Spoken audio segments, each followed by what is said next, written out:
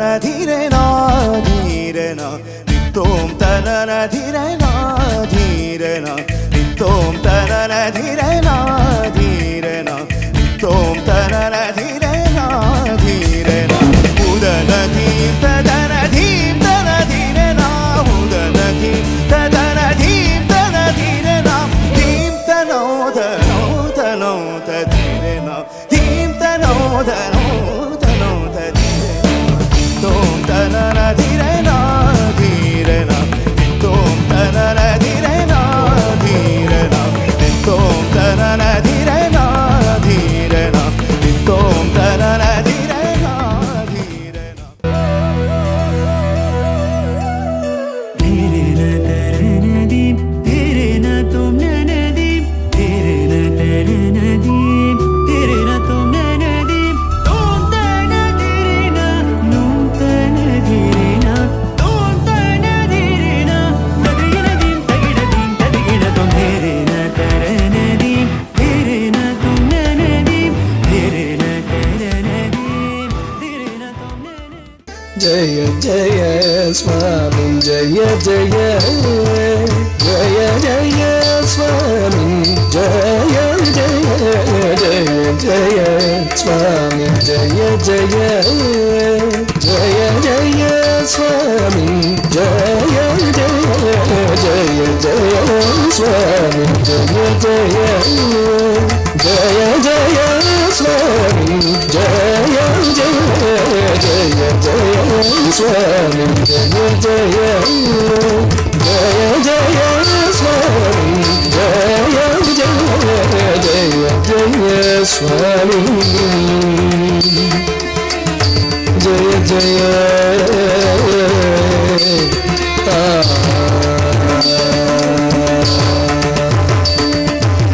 జయ జయ జిత వైరి వక్ర ప్రచండ జయ జయ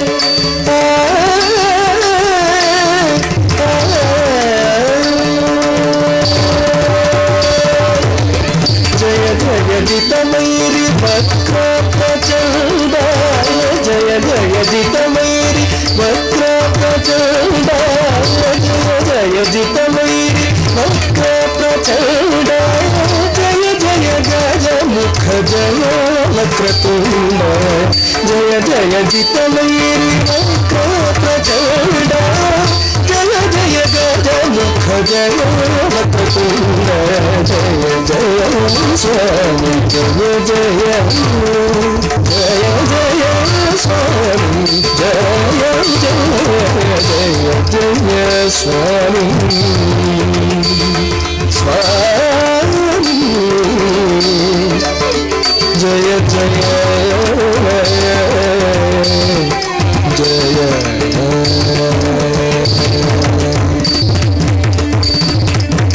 శక్రాది సురుగణ సంయుత చరణ శక్రాది సురుగణ సంయుత చరణ శక్రాది సురుగణ సంయుత చరణ శాతకుంభమణి దివ్యాభరణ శక్రాది సురుగణ సంయుత చరణ శాతకుంభమణి దివ్యాభరణ వికృత ఘన విఘ్న తిమిరావరణ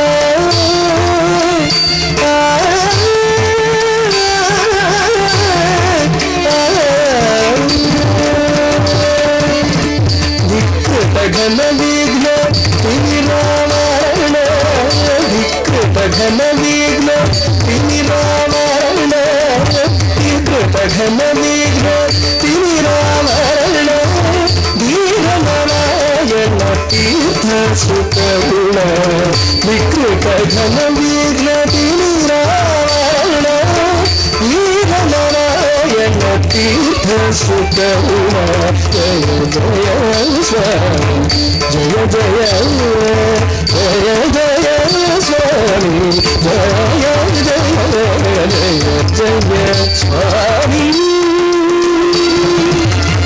స్వామి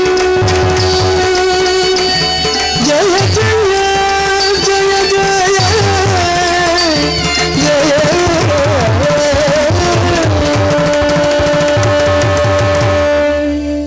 ಅವರಿಗೆ ಧನ್ಯವಾದ ಹೇಳ್ತಾ ಇದ್ದೀನಿ.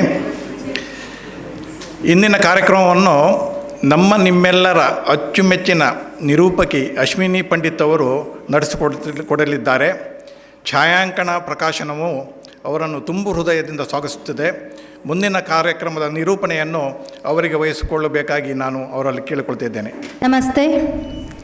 ಸ್ಥಳ ಸಾನ್ನಿಧ್ಯ ದೇವರಾದಂತಹ ಗುಜರಿಪೇಟೆ ವೆಂಕಟರಮಣನ ಚರಣಾರವಿಂದಗಳಿಗೆ ಪೊಡಮೊಡುತ್ತಾ ನೆರೆದಿರುವಂತಹ ಸಮಸ್ತ ಹಿರಿಕಿರಿಯರ ಪಾದಗಳಿಗೆ ಶರಣು ಶರಣಾರ್ಥಿ. ಜಗಕ್ಕೊಂದು ಯುಗಕ್ಕೊಂದು ಹೊಸ ಹೆಸರು ಬೇಕು, ನಗೆಗೊಂದು ಬಗೆಗೊಂದು ಹೊಸ ಕುಸುರು ಬೇಕು. ಹೊಸತನವೇ ಜೀವನದ ಪ್ರಗತಿಯ ರಹಸ್ಯ, ಹೊಸತನವೇ ಮನುಜತೆಯ ಮೈಸಿರಿಯ ಲಾಸ್ಯ. ಇಂದಿನ ಕಾರ್ಯಕ್ರಮ ಅತ್ಯಂತ ವೈಶಿಷ್ಟ್ಯಪೂರ್ಣವಾದದ್ದು. ಪ್ರತಿ ಸೂರ್ಯಾಸ್ತವೂ ಕೂಡ ಶುಭ ಮುಂಜಾನೆಯ ಸಂಕೇತ ಅಂತ ಭಾವಿಸ್ತಾ ಮುಳುಗಡೆಯ ಮೆಲುದನಿಯಾಗಿ ಹೊರಹೊಮ್ಮಲಿಕ್ಕಿದೆ ಸಾಯ್ಬಿಣಿ ಹಾಗೂ ವಿಚಕ್ರ ಎನ್ನುವಂತಹ 2 ಕಾದಂಬರಿಗಳು.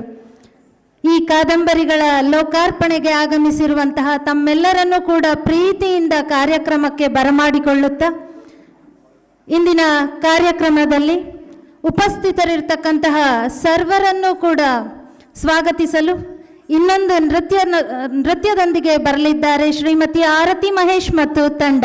ಇವರನ್ನು ಪ್ರೀತಿಯಿಂದ ವೇದಿಕೆಗೆ ಬರಮಾಡಿಕೊಳ್ತಾ ಇದ್ದೇವೆ.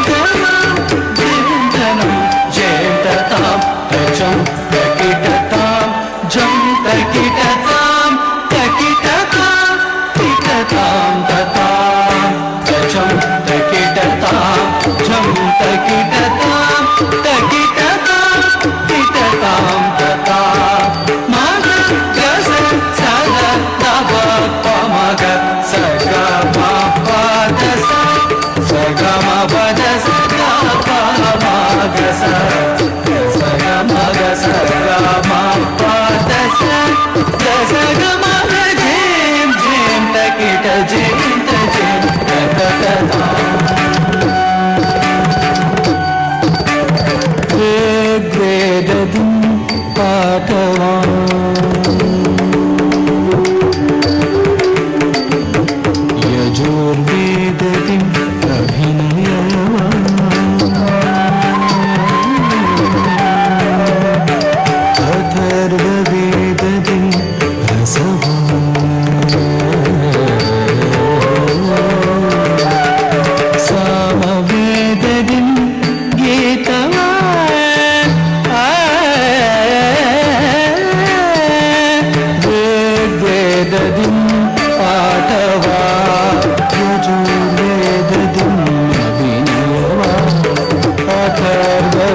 ಜಗದಿಂ ರಸಮ ಸಾಮವೇದದಿಂ ಗೀತವಾ ಮೇಳೈಸಿ ಉದ್ಭವಿಸಿಹುದು ಪಂಚಮ ವೇದ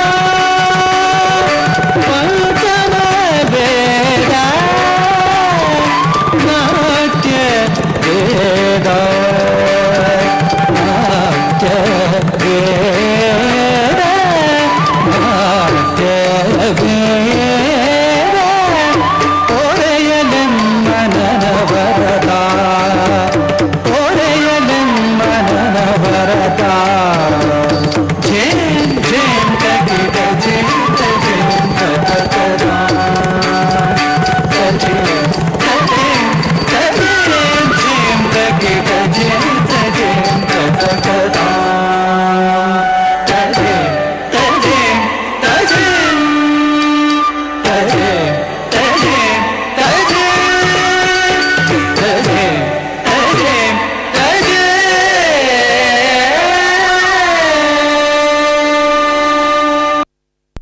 ಕಾದಂಬರಿಗಳ ಸಂಕ್ಷಿಪ್ತ ಪರಿಚಯಕ್ಕಾಗಿ ಕಾದಂಬರಿಯ ಕರ್ತೃವಾದಂತಹ ಶ್ರೀಯುತ ಸುಧೀಂದ್ರ ಭಂಡಾರ್ಕರ್ ಇವರನ್ನು ಆತ್ಮೀಯವಾಗಿ ಆಹ್ವಾನಿಸ್ತಾ ಇದ್ದೇನೆ. ಪುಸ್ತಕಗಳ ಬಗ್ಗೆ ಸ್ವಲ್ಪ ಮಾತಾಡಬೇಕಂತ ತಿಳ್ಕೊಂಡಿದ್ದೆ, ಆದರೆ ಅದಾಗಲೇ ತಡ ಆದ್ದರಿಂದ 2 ವಿಚಾರಗಳನ್ನು ಮಾತ್ರ ನಾನು ಹೇಳಿದ್ದೇನೆ. ಹೆಚ್ಚಿನವ್ರು ಕೇಳೋದು ಈ ಸೈಬಿಣಿ ಅನ್ನೋದು ಏನು, ಯಾಕೆ ಆ ಟೈಟ್ಲ್ ಬಂದಿದೆ ಅಂತ. ಅಲ್ಲೊಂದು ತಾಯಿ ಅಂತ ನಾನು ಸೇರಿಸಿದ್ದೀನಿ. ಕುಮಟಾದಲ್ಲಿ ಕಾವೂರು ಕಾಮಾಕ್ಷಿ ತಾಯಿ ಇದ್ದಾರೆ, ನಾನು ನಡೆದುಕೊಳ್ಳುವ ಕಾವೂರು ಕಾಮಾಕ್ಷಿ. ಅಲ್ಲಿ ಆ ದೇವಿಯನ್ನು ನಾವು ಹೇಗೆ ಅಮ್ಮ ಮಾರಿಕಾಂಬ ಅಂತ ಹೇಗೆ ಕರಿತೀವಿ, ಹಾಗೆ ಅವರು ಅಲ್ಲಿ ಆ ದೇವಿಯನ್ನು ಸೈಬಿಣಿ, ಪ್ರತಿಯೊಂದಕ್ಕೂ ಆ ಸೈಬಿಣಿ ಹೇಳ್ದಂಗೆ, ಆ ಸೈಬಿಣಿ ಹೇಳ್ದಾಗೆ ಹೀಗೆ ನಂಬಿಕೆ. ನನ್ನ ಕಥೆಯಲ್ಲಿ ನಮ್ಮ ಗೌಡ ಸಾರಸ್ವತ ಕುಟುಂಬ ಬ್ರಾಹ್ಮಣ ಸಮಾಜಕ್ಕೆ ಸೇರಿದ ಕುಟುಂಬದ ಕಥಾವಸ್ತು ಇರೋದು. ಅವರು ಕೂಡ ಆ ದೇವಿಗೆ ನಡ್ಕೊಳ್ತಾರೆ. ಆದರೂ ಕೂಡ ಆ ದೇವಿಯ ಚಮತ್ಕಾರವೋ ಅಥವಾ ಅವರ ವಿಧಿಯೋ, ಅವರು ಅನೇಕ ಅಡೆತಡೆಗಳನ್ನು ಎದುರಿಸಿ ಮನೋವೈಜ್ಞಾನಿಕಕ್ಕೂ ಸವಾಲಾಗ್ತಾರೆ. ಆ ಕಡೆ ದೇವರ ಒಂದು ಏನು ಲೀಲೆ ಅಂತ ಏನು ಹೇಳ್ಬೋದು ಅದಕ್ಕೂ ಸವಾಲಾಗ್ತಾರೆ. ಹಾಗೆ ಕತೆ ಮುಂದುವರಿತದೆ. ಆದ್ದರಿಂದ ಇಲ್ಲೊಂದು ಕ್ಲಾರಿಫಿಕೇಷನ್, ನೀವು ಓದಬೇಕಾದ್ರೆ ಒಂದು ಸರ್ತಿ ನಿಮ್ಗೆ ಅರ್ಥ ಆಗದಿದ್ರು 2ನೇ ಸರ್ತಿ ಓದಿ. ಅನೇಕ ಪ್ರಶ್ನೆಗಳು ಇದೆ. ದೇವರು ನಮ್ಮನ್ನು ಪರೀಕ್ಷೆ ಮಾಡ್ತಾನೋ ಅಥವಾ ಅದು ತಂತಾನೇ ಆಗ್ತದೋ? ಮೈ ಮೇಲೆ ಬರೋದು ಅಂತ ನಾವು ಹೇಳ್ತೀವಿ, ದೇವಿಯ ಕೋಲಗಳು ಅದು ಇದು ಎಲ್ಲ ನಡೀತದೆ. ಅದು ನಿಜವಾಗಿ ಹೌದೋ ಅಥವಾ ಅಲ್ಲವೋ? ಮನೋವೈಜ್ಞಾನಕ್ಕೆ ಸವಾಲಾಗಿರುವ ಅನೇಕ ಅಂಶಗಳು ಈ ಒಂದು ಕಾದಂಬರಿಯಲ್ಲಿ ತಗೊಂಡಿದ್ದೇನೆ. ಆದ್ದರಿಂದ ದಯವಿಟ್ಟು ಎಲ್ಲೂ ನಾನು ತೀರ್ಮಾನಗಳನ್ನು ಕೊಟ್ಟಿಲ್ಲ, ಯಾಕಂದರೆ ನಾನು ಆ ಸಾಯಿಬಿಣಿಯನ್ನು ಪೂಜಿಸುವವನು. ನಮ್ಮ ಅಜ್ಜ ಪೂಜಿಸಿದ ಆಂಜನೇಯನು ಈಗ ಬೆಣ್ಣೆ ಅಭಿಷೇಕ ಮಾಡಿಕೊಂಡು ಕಾರ್ಯಕ್ರಮ ಪ್ರಾರಂಭ ಮಾಡಿದ್ದೇನೆ. ಆದರೂ ಕೂಡ ನಾವು ದೇವ್ರು ಒಳ್ಳೇದು ಮಾಡ್ರೆ ದೇವ್ರು ಒಳ್ಳೇದು ಮಾಡಿದ್ರು ಅಂತ, ಏನಾದ್ರು ಕೆಟ್ಟದಾರೆ ಅಯ್ಯೋ ನಮ್ಮ ಗ್ರಹಚಾರ ಅಂತೀವಿ. ಈ ಪ್ರಶ್ನೆಗಳಿಗೆ ಉತ್ತರ ಹುಡುಕುವ ಒಂದು ಪ್ರಯತ್ನ ನನ್ನ ಸಾಯಿಬಿಣಿ ಕಾದಂಬರಿ. ಅದರಲ್ಲಿ ಪ್ರಶ್ನೆಗಳಿಗೆ ಉತ್ತರ ನಿಮಗೆ ಅನುಭವವಾಗಿ ಬಂದರೆ ಪಡೆದುಕೊಳ್ಳಿ, ಇಲ್ಲದಿದ್ದರೆ ಮತ್ತೊಮ್ಮೆ ನಾವು ಸೇರೋಣ, ಚರ್ಚೆ ಮಾಡೋಣ. ಇನ್ನು ವಿಚಕ್ರ, ನಾವೆಲ್ಲ ಅನುಭವಿಸಿದ ಒಂದು ಪ್ರಾಜೆಕ್ಟ್ ನಮ್ಮ ಊರನ್ನು ಈ ಸ್ಥಿತಿಗೆ ತಂದಿದೆ ಅಂತ ನಾವು ಬೈತಾ ಇರ್ತೀವಿ ಯಾವತ್ತು. ಆ ಪ್ರಾಜೆಕ್ಟ್ ಕಾಲದಲ್ಲಿ ನನ್ನ ಕಣ್ಣೆದುರಿಗಿದ್ದ ಹೆಚ್ಚಿನವರೆಲ್ಲ ಇನ್ನೂ ಹುಟ್ಟಿದ್ರೋ ಇಲ್ಲೋ ಚಡ್ಡಿ ಹಾಕ್ಕೊಂಡೇ ಇದ್ರೋ ಗೊತ್ತಿಲ್ಲ, ಅಷ್ಟು ಸಣ್ಣ ವಯಸ್ಸು. ಅವರಿಗೆಲ್ಲ ಆವಾಗ ಏನೇನು ಅನಾಚಾರ ಆಯಿತು ಅಂತ ತಿಳಿಸುವ ಒಂದು ಪ್ರಯತ್ನ, ನಮ್ಮ ಮುಳುಗಡೆ ರೈತರಿಗೆ ಹೇಗೆ ಮೋಸ ಆಯಿತು ಅನ್ನೋದೊಂದು ಪ್ರಯತ್ನ. ಈ ವಿಷಚಕ್ರ ಅಥವಾ ವಿಚಕ್ರ ಏನು ಅಲ್ಲಿ ಹ್ಯಾಶ್ಟ್ಯಾಗ್ ಹಾಕಿದ್ದೀನಿ, ನೀವು ಏನೇನೂ ಹಾಕ್ಕೊಳ್ಳಿ, ಆ ಚಕ್ರ ಮತ್ತು ವಿ ಮಧ್ಯೆ ಏನೇನೂ ಹಾಕ್ಕೊಳ್ಳಿ, ನಿಮಗೆ ಅದು ಅರ್ಥ ಆಗ್ತದೆ. ಇಲ್ಲಿ ಪಾತ್ರಗಳು ಕೆಲವು ಕಾಲ್ಪನಿಕ ಇದೆ, ಕೆಲವು ಈಗಿನ ಸ್ಥಿತಿಗತಿಗೆ ಹೊಂದಾಣಿಕೆ ಆಗ್ಬೋದು, ಕೆಲವ್ರಿಗೆ ಅನಿಸ್ಬೋದು ಅರೆ ಇವ್ನು ನಮ್ಮ ಪಕ್ಕದಲ್ಲೇ ಇದ್ರಲ್ಲ ಅಂತ. ಇದು ಹೇಗೆಂದರೆ ಇತ್ತೀಚೆಗೆ ಬಿಡುಗಡೆಯಾದ ಸೂ ಫ್ರಮ್ ಸೋ ಚಿತ್ರದಲ್ಲಿ ಭಾವ, ಅದು ಅನೇಕ ಪಾತ್ರಗಳು ಹೇಗೆ ಬರ್ತವೆ, ಅರೆ ನಮ್ಮೂರಲ್ಲಿ ಒಬ್ಬ ಇಂಥವನಿದ್ನಲ್ಲ ಅನಿಸ್ಬೇಕು. ನನ್ನ ವಿಚಕ್ರದ ಪಾತ್ರಗಳು ಯಡೂರಲ್ಲಿ ಇರ್ಬೋದು, ಸುಳ್ಗೋಡಲ್ಲಿ ಇರ್ಬೋದು, ನಿಟ್ಟೂರಲ್ಲಿ ಇರ್ಬೋದು, ನಗರದಲ್ಲೂ ಇರ್ಬೋದು. ಆದರೆ ಪಾತ್ರಗಳು ಪಾತ್ರವನ್ನಾಗಿ ಮಾತ್ರ ತಿಳ್ಕೊಳ್ಳಿ. ಅದು ಯಾವುದು ಜೀವಂತ ಇದ್ದವರೋ ಅಥವಾ ಇತ್ತೀಚೆಗೆ ತೀರ್ಕೊಂಡವರೋ ಯಾರನ್ನೂ ನಾನು ಕೋಟ್ ಮಾಡಿ ಬರೆದಿಲ್ಲ. ಆದ್ದರಿಂದ ಅನ್ಯತಾ ಭಾವಿಸದೆ ವಿಚಕ್ರವನ್ನು ಒಂದು ಕತೆ, ಯಾವುದೇ ಒಂದು ಪ್ರಾಜೆಕ್ಟ್ ಏರಿಯಾದಲ್ಲಿ ನಡೆಯುವ ಕಥೆಯನ್ನಾಗಿ ನೀವು ಸ್ವೀಕರಿಸಬೇಕಾಗಿ ಕೇಳ್ಕೊಳ್ತಾ ನನ್ನೆರಡು ಪ್ರಾಸ್ತಾವಿಕ ಭಾಷಣವನ್ನು ಮುಗಿಸ್ತೇನೆ. ಧನ್ಯವಾದಗಳು. ಹೆಣ್ಣಿಗೊಂದು ಗಂಡು ಹೇಗೋ ಸೇರಿ ಹೊಂದಿಕೊಂಡು ಮಾತಿಗೊರಿಯದು ಅಮೃತ ಉಂಡು ದುಃಖ ಹಗುರವೆನುತ್ತಿರೆ ಪ್ರೇಮವೆನ್ನಲು ಹಾಸ್ಯವೇ. ನಮ್ಮೊಂದಿಗೆ ಇಂದಿನ ಕಾರ್ಯಕ್ರಮದ ಮುಖ್ಯ ಅತಿಥಿಗಳಾಗಿ ಆಗಮಿಸಿರುವಂತಹ ಸಹೋದರ ಸುಬ್ರಹ್ಮಣ್ಯ ಹಾಗೂ ಸಹೋದರಿ ಸುಮಾ ದಂಪತಿಗಳು, ಹಾಗೆಯೇ ನಮ್ಮ ಬಾಳಿಗೆ ಸಾಕ್ಷಿ ಹೋಳಿಗೆ ನಾನು ಕನಕ ನೀನು ಹೂರ್ಣ ನಿನ್ನ ನಪ್ಪೆ ನಾನು ಪೂರ್ಣ ಎಂಬಂತೆ ಜೀವನ ನಡೆಸ್ತಾ ಇರತಕ್ಕಂತಹ ಸಹೋದರ ನಾರಾಯಣ ಕಾಮತ್ ಹಾಗೂ ಸಹೋದರಿ ತೃಪ್ತಿ ಕಾಮತ್ ದಂಪತಿ ದ್ವಯರು ದಯಮಾಡಿ ವೇದಿಕೆಗೆ ಆಗಮಿಸಬೇಕು. ಇದೀಗ ಕಾರ್ಯಕ್ರಮದ ಉದ್ಘಾಟನೆ ದೀಪ ಬೆಳಗುವುದರೊಂದಿಗೆ.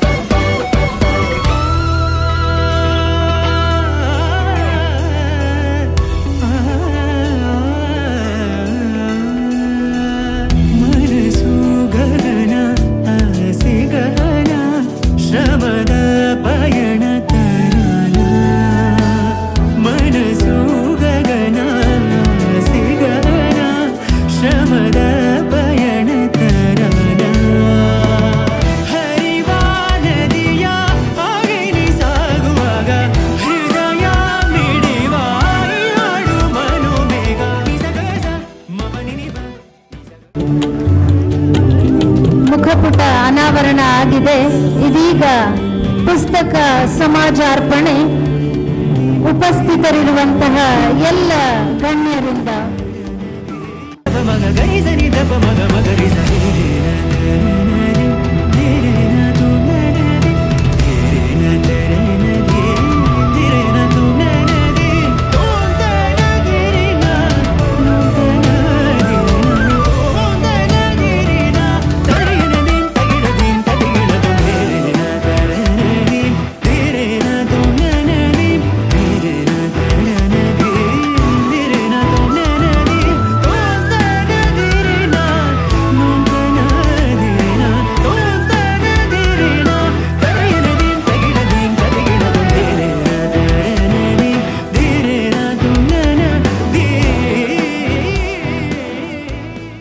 ಅತಿಥಿಗಳ ಮಾತು. ಮೊದಲನೆಯದಾಗಿ ಸಾಯ್ಬಿಣಿ ಕೃತಿಯ ಬೆನ್ನುಡಿಯನ್ನ ಬರೆದಂತಹ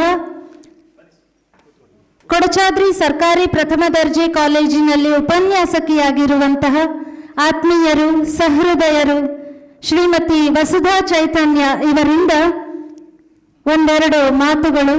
ಅವರ ಸುಂದರ ಮಾತುಗಳಿಗಾಗಿ ನಾವೆಲ್ಲರೂ ಕಿವಿಯಾಗೋಣ.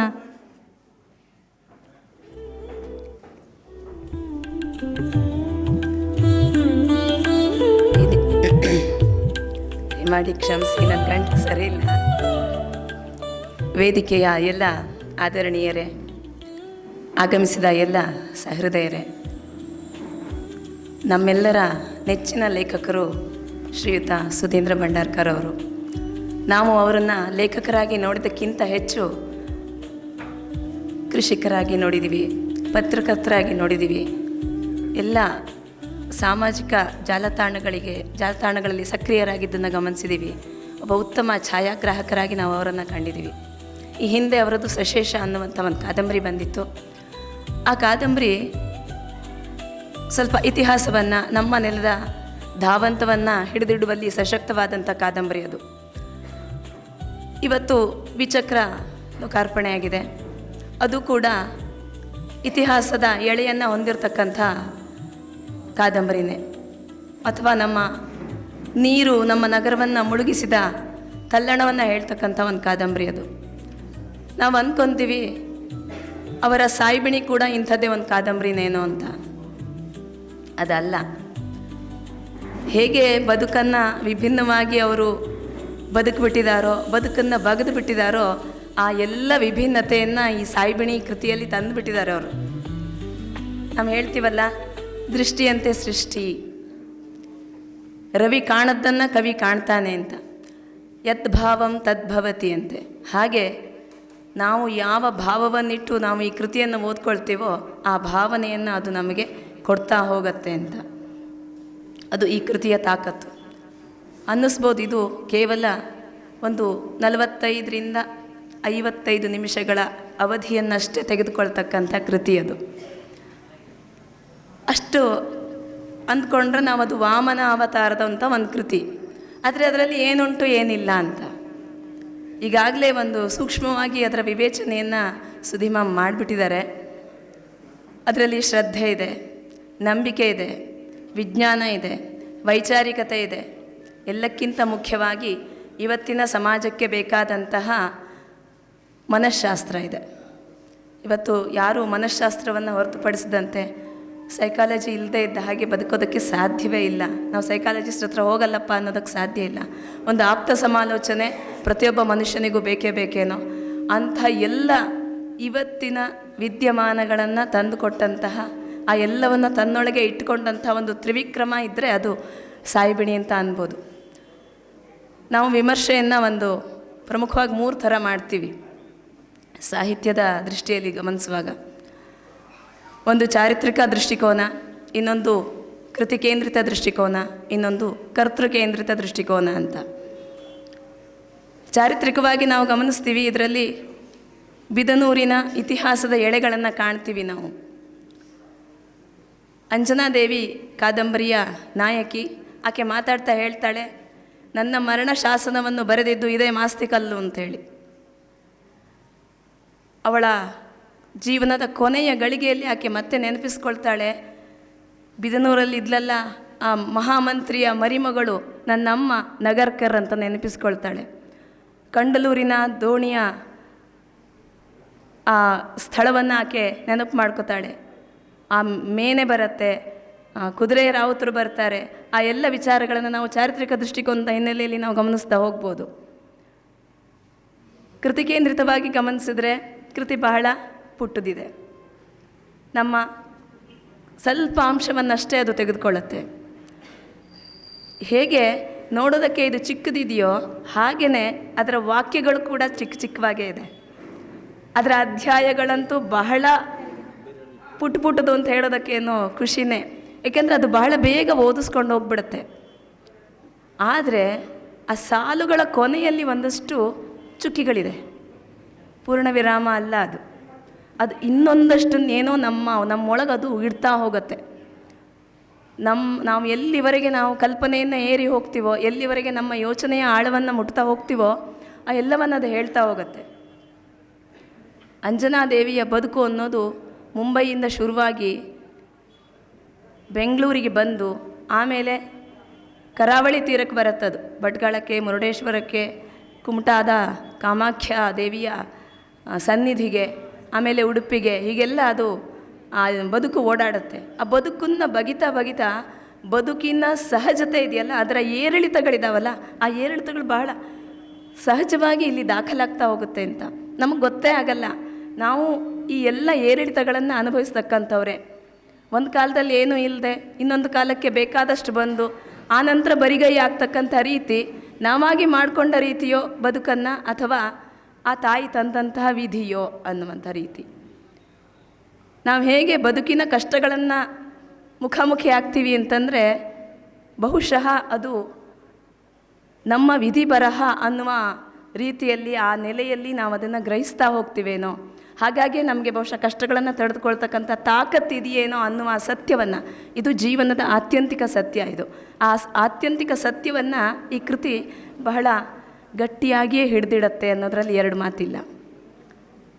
ಅದರಲ್ಲಿ ಒಂದೆರಡು ಮಾತುಗಳು ಬರುತ್ತೆ. ಈ ಬಾರಿಷೆ ನನ್ನ ಕಿಸ್ಮತ್ತನ್ನು ಬದಲಾಯಿಸಿದ್ದು ಅಂತ. ಮುಂಬೈನ ಹುಡುಗಿ ಯಾಕೆ? ಹಾಗಾಗಿ ಅಂಥ ಅನೇಕ ಪದಗಳನ್ನು ನಾವು ಈ ಕಾದಂಬರಿಯಲ್ಲಿ ಕಾಣ್ತಾ ಹೋಗ್ತೀವಿ. ಕರ್ತೃಕೇಂದ್ರಿತವಾಗಿ ನೋಡೋದಾದರೆ ನಾನು ಈಗಾಗಲೇ ಹೇಳಿದ ಹಾಗೆ ಸುಧಿಮಾಮ್ ಬೇರೆ ಏನನ್ನೂ ಬರಿಬೋದಿತ್ತು, ಅಥವಾ ಇತಿಹಾಸದ ಇನ್ನೊಂದು ಮುಖವನ್ನು ಕೂಡ ನಮ್ಮ ಮುಂದೆ ಇಡ್ಬೋದಾಗಿತ್ತೇನೋ. ಆದರೆ ಸುಧಿಮಾಮ್ ನಮ್ಮ ಎದುರಿಗೆ ತೆರೆದಿಟ್ಟಿದ್ದು ವಿಭಿನ್ನವಾದ ವಿಶಿಷ್ಟವಾದ ಒಂದು ಕಥಾನಕವನ್ನು. ಕಥೆಯನ್ನು ಹೇಳಿದ್ರೆ ಇದರಲ್ಲಿ ಸ್ವಾರಸ್ಯ ಕಾಣದೇ ಇಲ್ಲ. ಅಂದರೆ ನನ್ನ ಮಾತುಗಳಲ್ಲೇ ಮುಗಿದು ಹೋಗುವ ಕಾರಣಕ್ಕೆ ಕೃತಿಯನ್ನು ನಾವೆಲ್ಲರೂ ಕೊಂಡು ಓದೋಣ, ಲೇಖಕರನ್ನು ಪ್ರೋತ್ಸಾಹಿಸೋಣ, ನಮ್ಮ ನೆಲದ ಲೇಖಕರುಗಳನ್ನು ನಾವು ಪ್ರೋತ್ಸಾಹ ಕೊಡೋಣ, ಮತ್ತು ನಮ್ಮ ನೆಲದ ತಿಳುವಳಿಕೆಯನ್ನು, ಜ್ಞಾನವನ್ನು ಇನ್ನಷ್ಟು ಹೆಚ್ಚಿಸ್ಕೊಳ್ಳೋಣ ಅಂತ ಹೇಳ್ತಾ ನನ್ನ ಮಾತುಗಳನ್ನು ಮುಗಿಸ್ತೀನಿ. ಅವಕಾಶ ನೀಡಿದಂಥ ಸುಧಿಮಾಮ್ ಅವರಿಗೂ ಕೇಳಿಸ್ಕೊಂಡಂಥ ನಿಮ್ಮೆಲ್ಲರಿಗೂ ಧನ್ಯವಾದಗಳು. ಕಾದಂಬರಿಯ ಕುರಿತು ಮಾತುಗಳಿಗಾಗಿ ಶ್ರೀಯುತ ಶ್ರೀಪತಿ ಹಳಗುಂದ. ವಿಷಯ ಭಾರೀ ಇದೆ, ಅವರು ಭಾರಿ ಜ್ಞಾನವುಳ್ಳವರು, ಆದರೆ ಸಮಯದ ಅಭಾವ ಇದೆ ಅನ್ನುವುದು ಕೂಡ ಮನಗಂಡವರು. ಹಾಗಾಗಿ ಅವರು ಸಂಕ್ಷಿಪ್ತ ನುಡಿಗಳನ್ನು ಆಡ್ತಾರೆ. ತಾವೆಲ್ಲರೂ ಕೂಡ ಆಲಿಸಬೇಕಾಗಿ ವಿನಂತಿಸ್ತೇನೆ. ವೇದಿಕೆ ಮೇಲೆ ಆಸೀನರಾಗಿರುವ ನನ್ನೆಲ್ಲ ವ್ಯಕ್ತಿರೂಪದ ವ್ಯಕ್ತಿತ್ವಗಳಿಗೆ, ವೇದಿಕೆಯ ಮುಂಭಾಗದಲ್ಲಿ ನನ್ನೆಲ್ಲ ಸಹೃದಯ ಓದುಗರಿಗೆ, ಸುಧೀಂದ್ರ ಭಂಡಾರ್ಕರ್ ಅವರು ಮಾತಾಡ್ತಾ ಒಂದು ಸಣ್ಣ ಎಳೆಯನ್ನು ಬಿಚ್ಚಿಟ್ಟಿದ್ದಾರೆ. ನಾನು ಮುಳುಗಡೆಯ ಚಿತ್ರಣವನ್ನು ಮನಸ್ಸಿನೊಳಗೆ ಚಿತ್ರಿಸಿಕೊಳ್ಳುವಾಗ ಕೆಲವರು ಇನ್ನೂ ಚಡ್ಡಿ ಹಾಕ್ಕೊಂಡಿರಲಿಲ್ಲ ಅಂತ. ಬಹುಶಃ ಅದು ನನಗೂ ಅಪ್ಲೈ ಆಗುತ್ತೆ ಅಂದ್ಕೊಂಡಿದ್ದೇನೆ. ಎರಡನೇದು ಸ್ವಲ್ಪ ಹೊಟ್ಟೆ ಕಿಚ್ಚಾಯಿತು. ಬೆನ್ನುಡಿ ಬರೆದವ್ರದ್ದು ಫೋಟೋ ಇದೆ ಅಲ್ಲಿ, ಮುನ್ನುಡಿ ಬರೆದವ್ರದ್ದಿಲ್ಲ. ಮೊದಲೇ ಓದ ನಾನು ಬೆನ್ನುಡಿ ಬರಿತಿದ್ದೆ. ವಸುಧ ಎಷ್ಟು ಚೆಂದ ಕಾಣ್ತಾರೆ ನೋಡಿ, ಈ ಕಡೆ ಆ ಕಡೆ ರೇಖಾ ಪ್ರಭಾಕರ್ ಚೆನ್ನಾಗಿ ಕಾಣ್ತಾರೆ, ನಾನೇ ಕಾಣ್ತಿಲ್ಲ. ನೆಕ್ಸ್ಟ್ ಪುಸ್ತಕ ಬರೆದರೆ ಬೆನ್ನುಡಿ ಬರೆಯೋಕೆ ಕೊಡಿ ನನಗೆ ಭಂಡಾರ್ಕರ್ ಅವರೇ. ಶ್ರೀಮತಿ ಅಶ್ವಿನಿ ಪಂಡಿತ್ ನಿರೂಪಣೆ ಮಾಡ್ತಾ ನನ್ನ ಹೊಗಳಿದ್ರೋ ತೆಗಳಿದ್ರೋ ಗೊತ್ತಾಗಿಲ್ಲ. ಅದ್ಭುತ ಮಾತಾಡ್ತಾರೆ, ಬಟ್ ಸಮಯ ನೆನಪಿರಲಿ. ಭಾಳ ಚೆಂದ ಮಾತಾಡ್ತಾರೆ, ಅವ್ರಿಗೆ ಪ್ರಜ್ಞೆ ಇದೆ, ಮೇಟ್ರು, ಒಳ್ಳೆ ಮನುಷ್ಯ. ಆದರೆ ಈ ಹೊತ್ತಿಗೆ ಬೇಡ ಅವನು ಒಳ್ಳೆತನ. ಈ ಥರದ ಕಳೆದ 25 ವರ್ಷದಿಂದ ಸಾಹಿತ್ಯವನ್ನು ಬೋಧಿಸುವ, ಮಕ್ಕಳೊಂದಿಗೆ ಬೇರೆ ಬೇರೆ ಪಠ್ಯಗಳನ್ನು ಹೇಳಿಕೊಡ್ತಾ, ನಾನೊಂದಿಷ್ಟು ಕಲಿತಾ, ಒಂದಿಷ್ಟು ಪುಸ್ತಕಗಳನ್ನು ಓದ್ತಾ ನನಗೆ ಈ ಕೃತಿ ತುಂಬ ಹತ್ತಿರ ಅನಿಸ್ತು. ಕಾರಣ, ನನ್ನೂರಿನವರೇ ಬರೆದ ನನ್ನೂರಿನ ಕತೆ. ಆ ಕಾರಣಕ್ಕೆ ಇದು ಬಹಳ ಇಷ್ಟ ಆಯಿತು. ಅವರು ಮಾತಾಡ್ತಾ ಹೇಳಿದ್ರು, ಇಲ್ಲಿ ಎಲ್ಲ ಪಾತ್ರಗಳಲ್ಲಿ ನಾವೇ ಕಾಣ್ತಾ ಹೋಗ್ತೀವಿ ಏನೋ ಅಂತ. ನಿಜ, ನನಗೆ ಗೊತ್ತಿದೆ. ನಾನು ಇಲ್ಲಿ ನಗರ ಹೈಸ್ಕೂಲ್ ಸ್ಟೂಡೆಂಟ್ ಆಗಿದ್ದಾಗ 8, 9, 10 ಚಕ್ರ ಮತ್ತು ಮಾಸ್ತಿಕೆಟ್ಟೆಯಿಂದ KPC ಬಸ್ ಬಂದು ಇಳಿಯುವಾಗ ನಾವೆಲ್ಲ ಕುಬ್ಜರಾಗಿ ಹೋಗಿಬಿಡ್ತಿದ್ವಿ. ಒಂದು ಥರದ MNC ಕಂಪನಿಯ ಉದ್ಯೋಗಿಗಳು ಬಂದಂಗೆ ಆಗ್ತಿತ್ತು. ಆದರೆ ಅವೆಲ್ಲವೂ ನೋಡ್ತಾನೆ ಅಳಿಸಿ ಹೋಗಿದ್ದನ್ನು ಕಣ್ಣಾರೆ ನೋಡಿದ್ದೇನೆ. ಇದು ಮಧ್ಯ ಒಂದು ಅಂತರ ಕೊಟ್ಟು ಚಕ್ರ ಕೊಟ್ಟಿದ್ದಾರೆ. ನೀವು ಅದನ್ನು ವಿಶೇಷ ಅಂತಿರೋ, ವಿನಾಶ ಅಂತಿರೋ, ಅಸಹಾಯಕರು ಬೇಡಿಕೊಳ್ಳುವ ವಿನಂತಿ ಅಂತಿರೋ, ಒಂದು ವಿಲಕ್ಷಣ ಅಂತಿರೋ, ಒಂದು ವಿಕಾರ ಅಂತಿರೋ, ಒಂದು ವಿಶೇಷ, ನನಗೆ ಗೊತ್ತಿಲ್ಲ ಏನು ಹೇಳ್ತಿರೋ. ಮಧ್ಯ ಅಂತರವನ್ನು ಕಾದಂಬರಿ ಓದಿದ ಮೇಲೆ ತಿಳ್ಕೊಳ್ಬೇಕು. ನನ್ನ ಮೊದಲೇ ಒಂದು ಸರಿ ನೆನಪು ಹೇಳ್ಕೊಂಡೆ ಅಂದ್ಕೊಳ್ತೆ, ಇದು ಕಥೆಯೊಳಗಿನ ವ್ಯಥೆ ಹೌದು ಮತ್ತು ವ್ಯಥೆಯೊಳಗಿನ ಕಥೆಯೂ ಹೌದು. ಸಾಹಿತ್ಯ ಎಂದರೆ ಸಮಾಜದ ಪ್ರತಿಬಿಂಬ ಅಂತ ಹೇಳಿ ಓದ್ಕೊಂಡು ಬಂದ ನನಗೆ ಸಾಹಿತಿಯೊಬ್ಬನ ಬಹಳ ಪ್ರಮುಖವಾದ ಕೆಲಸ ಏನಂದರೆ ಸಮಾಜವನ್ನು ಪ್ರತಿಬಿಂಬಿಸುವುದು. ಹಾಗಾದರೆ ಸಮಾಜವನ್ನು ಪ್ರತಿಬಿಂಬಿಸುವಾಗ ಅವನಿಗೆ ಎದುರಾದ ಇಕ್ಕಟ್ಟುಗಳೆಂಥದ್ದು? ಬೇಂದ್ರೆ, ಕುವೆಂಪು, ಕಾರಂತರು, ಮಾಸ್ತಿ, ಅನಕ್ರು, ದಾಸರು, ಪಂಪ, ರನ್ನ, ಪೊನ್ನ, ಜನ್ನ, ಆಂಡಯ್ಯ, ವಚನಕಾರರು ಇವರೆಲ್ಲ ಎದುರಿಸಿದ ಬಗೆ ಏನು? ಸತ್ಯ ಹೊಸ್ತಿಲು ದಾಟುವುದರೊಳಗೆ ಸುಳ್ಳು ಜಗತ್ತನ್ನು ಆಡಿಕೊಂಡು ಬಂದಿರ್ತದೆ ಇರುವಾಗ ಸಾಹಿತಿಯೊಬ್ಬ ಸುಳ್ಳು ಹೇಳಬೇಕೋ ಸತ್ಯ ಹೇಳಬೇಕೋ? ಸಾಹಿತಿಯೊಬ್ಬನನ್ನು ಸತ್ಯ ಹೇಳಿದ ಕಾರಣಕ್ಕೆ ಏನೆಲ್ಲ ಮಾಡಿದ್ದಾರೆ ಅನ್ನೋ ಈ ಹೊತ್ತಿಗೆ ಸಾಹಿತಿಯ ನಿಜವಾದ ಕೆಲಸ ಏನು? ಈ ಎಲ್ಲ ಪ್ರಶ್ನೆಗಳನ್ನು ನನಗಿಲ್ಲಿ ಹುಟ್ಟಾಗ್ತಾ ಹೋಗುತ್ತೆ. ಇಲ್ಲಿ ರೇಖಾ ಪ್ರಭಾಕರ್ ಮುನ್ನುಡಿ ಬರೆಯುತ್ತಾ ಒಂದು ಪದವನ್ನು ಬಳಸ್ತಾರೆ, ಚಿನ್ನದಂಥ ಹುಡುಗ ಚಿನ್ನ ಈ ಕಥೆಯ ನಾಯಕ. ತುಂಬ ಮಾರ್ಮಿಕವಾಗಿ ಬಳಸ್ತಾರೆ ಪದವನ್ನು. ಚಿನ್ನದಂಥ ಹುಡುಗ ಚಿನ್ನ ಈ ಕಥೆಯ ನಾಯಕ. ಆದರೆ ನನಗೂ ಅಪ್ಲೈ ಆಗುತ್ತೇನೋ ಗೊತ್ತಿಲ್ಲ. ನಾನು ಇದೇ ಹೈಸ್ಕೂಲಲ್ಲಿ 5 ಸಬ್ಜೆಕ್ಟ್ ಫೇಲ್ ಆದವನು SSLCಲಿ, ಬರೋಬ್ಬರಿ 5. ನನ್ನ SSLC ಮಾರ್ಕಾರು 242. ದಯವಿಟ್ಟು ಇದನ್ನು ಯಾರು ಅನ್ಯತಾ ಭಾವಿಸಬೇಡಿ. 5 ಹೋದರೆ ಹಿಂಗೆ ಮಾತಾಡ್ತಾನೆ, ನಂದು 6 ಹೋದರೆ ಹೆಂಗೆ ಮಾತಾಡ್ಬೋದಂತೆ ಮತ್ತೆ ಕಡೆಗೆ. ಅದು ಸತ್ಯ ಹೇಳಬೇಕು. ಆದರೆ ನನ್ನಪ್ಪ ಕೃಷ್ಣಪ್ಪ ಗೌಡ ಅಂತ ಇಲ್ಲಿ ನಾಡ ಕಚೇರಿಲಿದ್ದರು, ಅವರಿಗೆ ಸಾಗರ ಟ್ರಾನ್ಸ್ಫರ್ ಆಯಿತು. ನನಗೊಂದು ಅದ್ಭುತವಾದ ಫ್ರೆಂಡ್ ಸಿಕ್ಕಿದ್ರು. ನಂಬ್ತಿರೋ ಗೊತ್ತಿಲ್ಲ, 4 ಜನ ತಹಶೀಲ್ದಾರ್ ಇದ್ದಾರೆ, 2 AC ಇದ್ದಾರೆ, ಒಬ್ಬ DC ಇದ್ದಾರೆ ಕರ್ನಾಟಕದಲ್ಲಿ. ಯಾಕೆ ಈ ಉದಾಹರಣೆ ಕೊಡ್ತೀನಿ ಅಂದರೆ, ಚಿನ್ನನಿಗೆ ಸಿಕ್ಕ ಪರಿಸರ ಇದೆಯಲ್ಲ, ಅವನನ್ನು ಚಿನ್ನದಂಥ ಹುಡುಗನನ್ನು ಮಾಡಬೇಕಿತ್ತು, ಆದರೆ ಆಗಲೇ ಇಲ್ಲ ಅನ್ನೋದು ಬೇಸರದ ಸಂಗತಿ. ಭಂಡಾರ್ಕರ್ ಒಂದು ಮಾತು ಬಳಸ್ತಾರೆ, ಈ ದುಡ್ಡು ಆಗೋದಿದೆಯಲ್ಲ ಎಷ್ಟು ಒಳ್ಳೆಯದು ಅಷ್ಟೇ ಕೆಟ್ಟದ್ದು. ಈ ಹಣ ಆಗ್ತಾ ಆಗ್ತಾ ಹಲವು ವ್ಯಸನಗಳಿಗೆ ನಮ್ಮನ್ನು ದಾರಿ ಮಾಡಿಕೊಡುತ್ತೆ ಅಂತ. ಕೆಲವೊಮ್ಮೆ ನಾವು ದುಡ್ಡನ್ನು ಆಳಬೇಕು, ದುಡ್ಡು ನಮ್ಮನ್ನು ಆಳಿದ್ರೆ ಹೀಗೆ ಆಗೋದು. ಅದು KPC ಇರ್ಬೋದು, ಯಾವುದೇ ಇರ್ಬೋದು. ನೀವು ನನಗೆ 8ರಿಂದ 10 ನಿಮಿಷ ಕೊಟ್ಟಿದ್ದಾರೆ, ಸಮಯ ಇದಾದರೆ ನಿರೂಪಕರು ಹೇಳಿ. ಅಲ್ಲ ತೊಂದರೆ ಇಲ್ಲ, ಮಳೆ ಕೇಳಿಸ್ತಿದೆ ನನಗೆ, ನೀವು ರೊಚ್ಚಿಗಳಬಾರ್ದು. ಸುಬ್ಬಣ್ಣ ಕಾಮತ್ರೆಲ್ಲ ನೀವು ಚೂರು. ನನಗೆ ಈ ದಾಸರ ಹಾಡು ನೋಡಿ, ಭಾಗ್ಯದ ಲಕ್ಷ್ಮೀ ಬಾರಮ್ಮ ನಮ್ಮಮ್ಮ ನೀ ಸೌಭಾಗ್ಯದ ಲಕ್ಷ್ಮೀ ಬಾರಮ್ಮ, ಆ ಹಾಡಿನ ಮುಂದುವರಿದ ಭಾಗದಲ್ಲಿ ಮಜ್ಜಿಗೆ ಒಳಗಿನ ಬೆಣ್ಣೆಯಂತೆ ಬಾ ಅಂತ. ದುಡ್ಡು ಹೆಂಗೆ ಬರಬೇಕು ನನಗೆ ಅಂದರೆ ಮಜ್ಜಿಗೆ ಒಳಗಿನ ಬೆಣ್ಣೆ ಅಂತ ಬರಬೇಕಂತೆ. ಅಂದರೆ ನಿಧಾನ ನಿಧಾನ ನಿಧಾನ ಕೊಡ್ದು ಕೊಡ್ದು ಕೊಡ್ದು ಆನಂತರ ಬಂದಾಗ ಅಹಂಕಾರ ಬರೋಲ್ಲ, ಅದು ಡೈರೆಕ್ಟ್ ಬಂದರೆ ಅಪಾಯ. ಏನು ರೀ ದಾಸರು ಎಷ್ಟು ಚಂದ ಬರೀತಾರೆ. ನಮ್ಮಮ್ಮ ನೀ ಸೌಭಾಗ್ಯದ ಲಕ್ಷ್ಮೀ ಬಾರಮ್ಮ ಅಲ್ವಾ, ಹೆಜ್ಜೆಯ ಮೇಲೊಂದು ಹೆಜ್ಜೆಯ ನಿಕ್ಕುತ, ಹೆಜ್ಜೆಯ ಮೇಲೆ ಹೆಜ್ಜೆ ಇಕ್ತಾ ಬರಬೇಕು, ಅದು ಲಕ್ಷ್ಮಿ.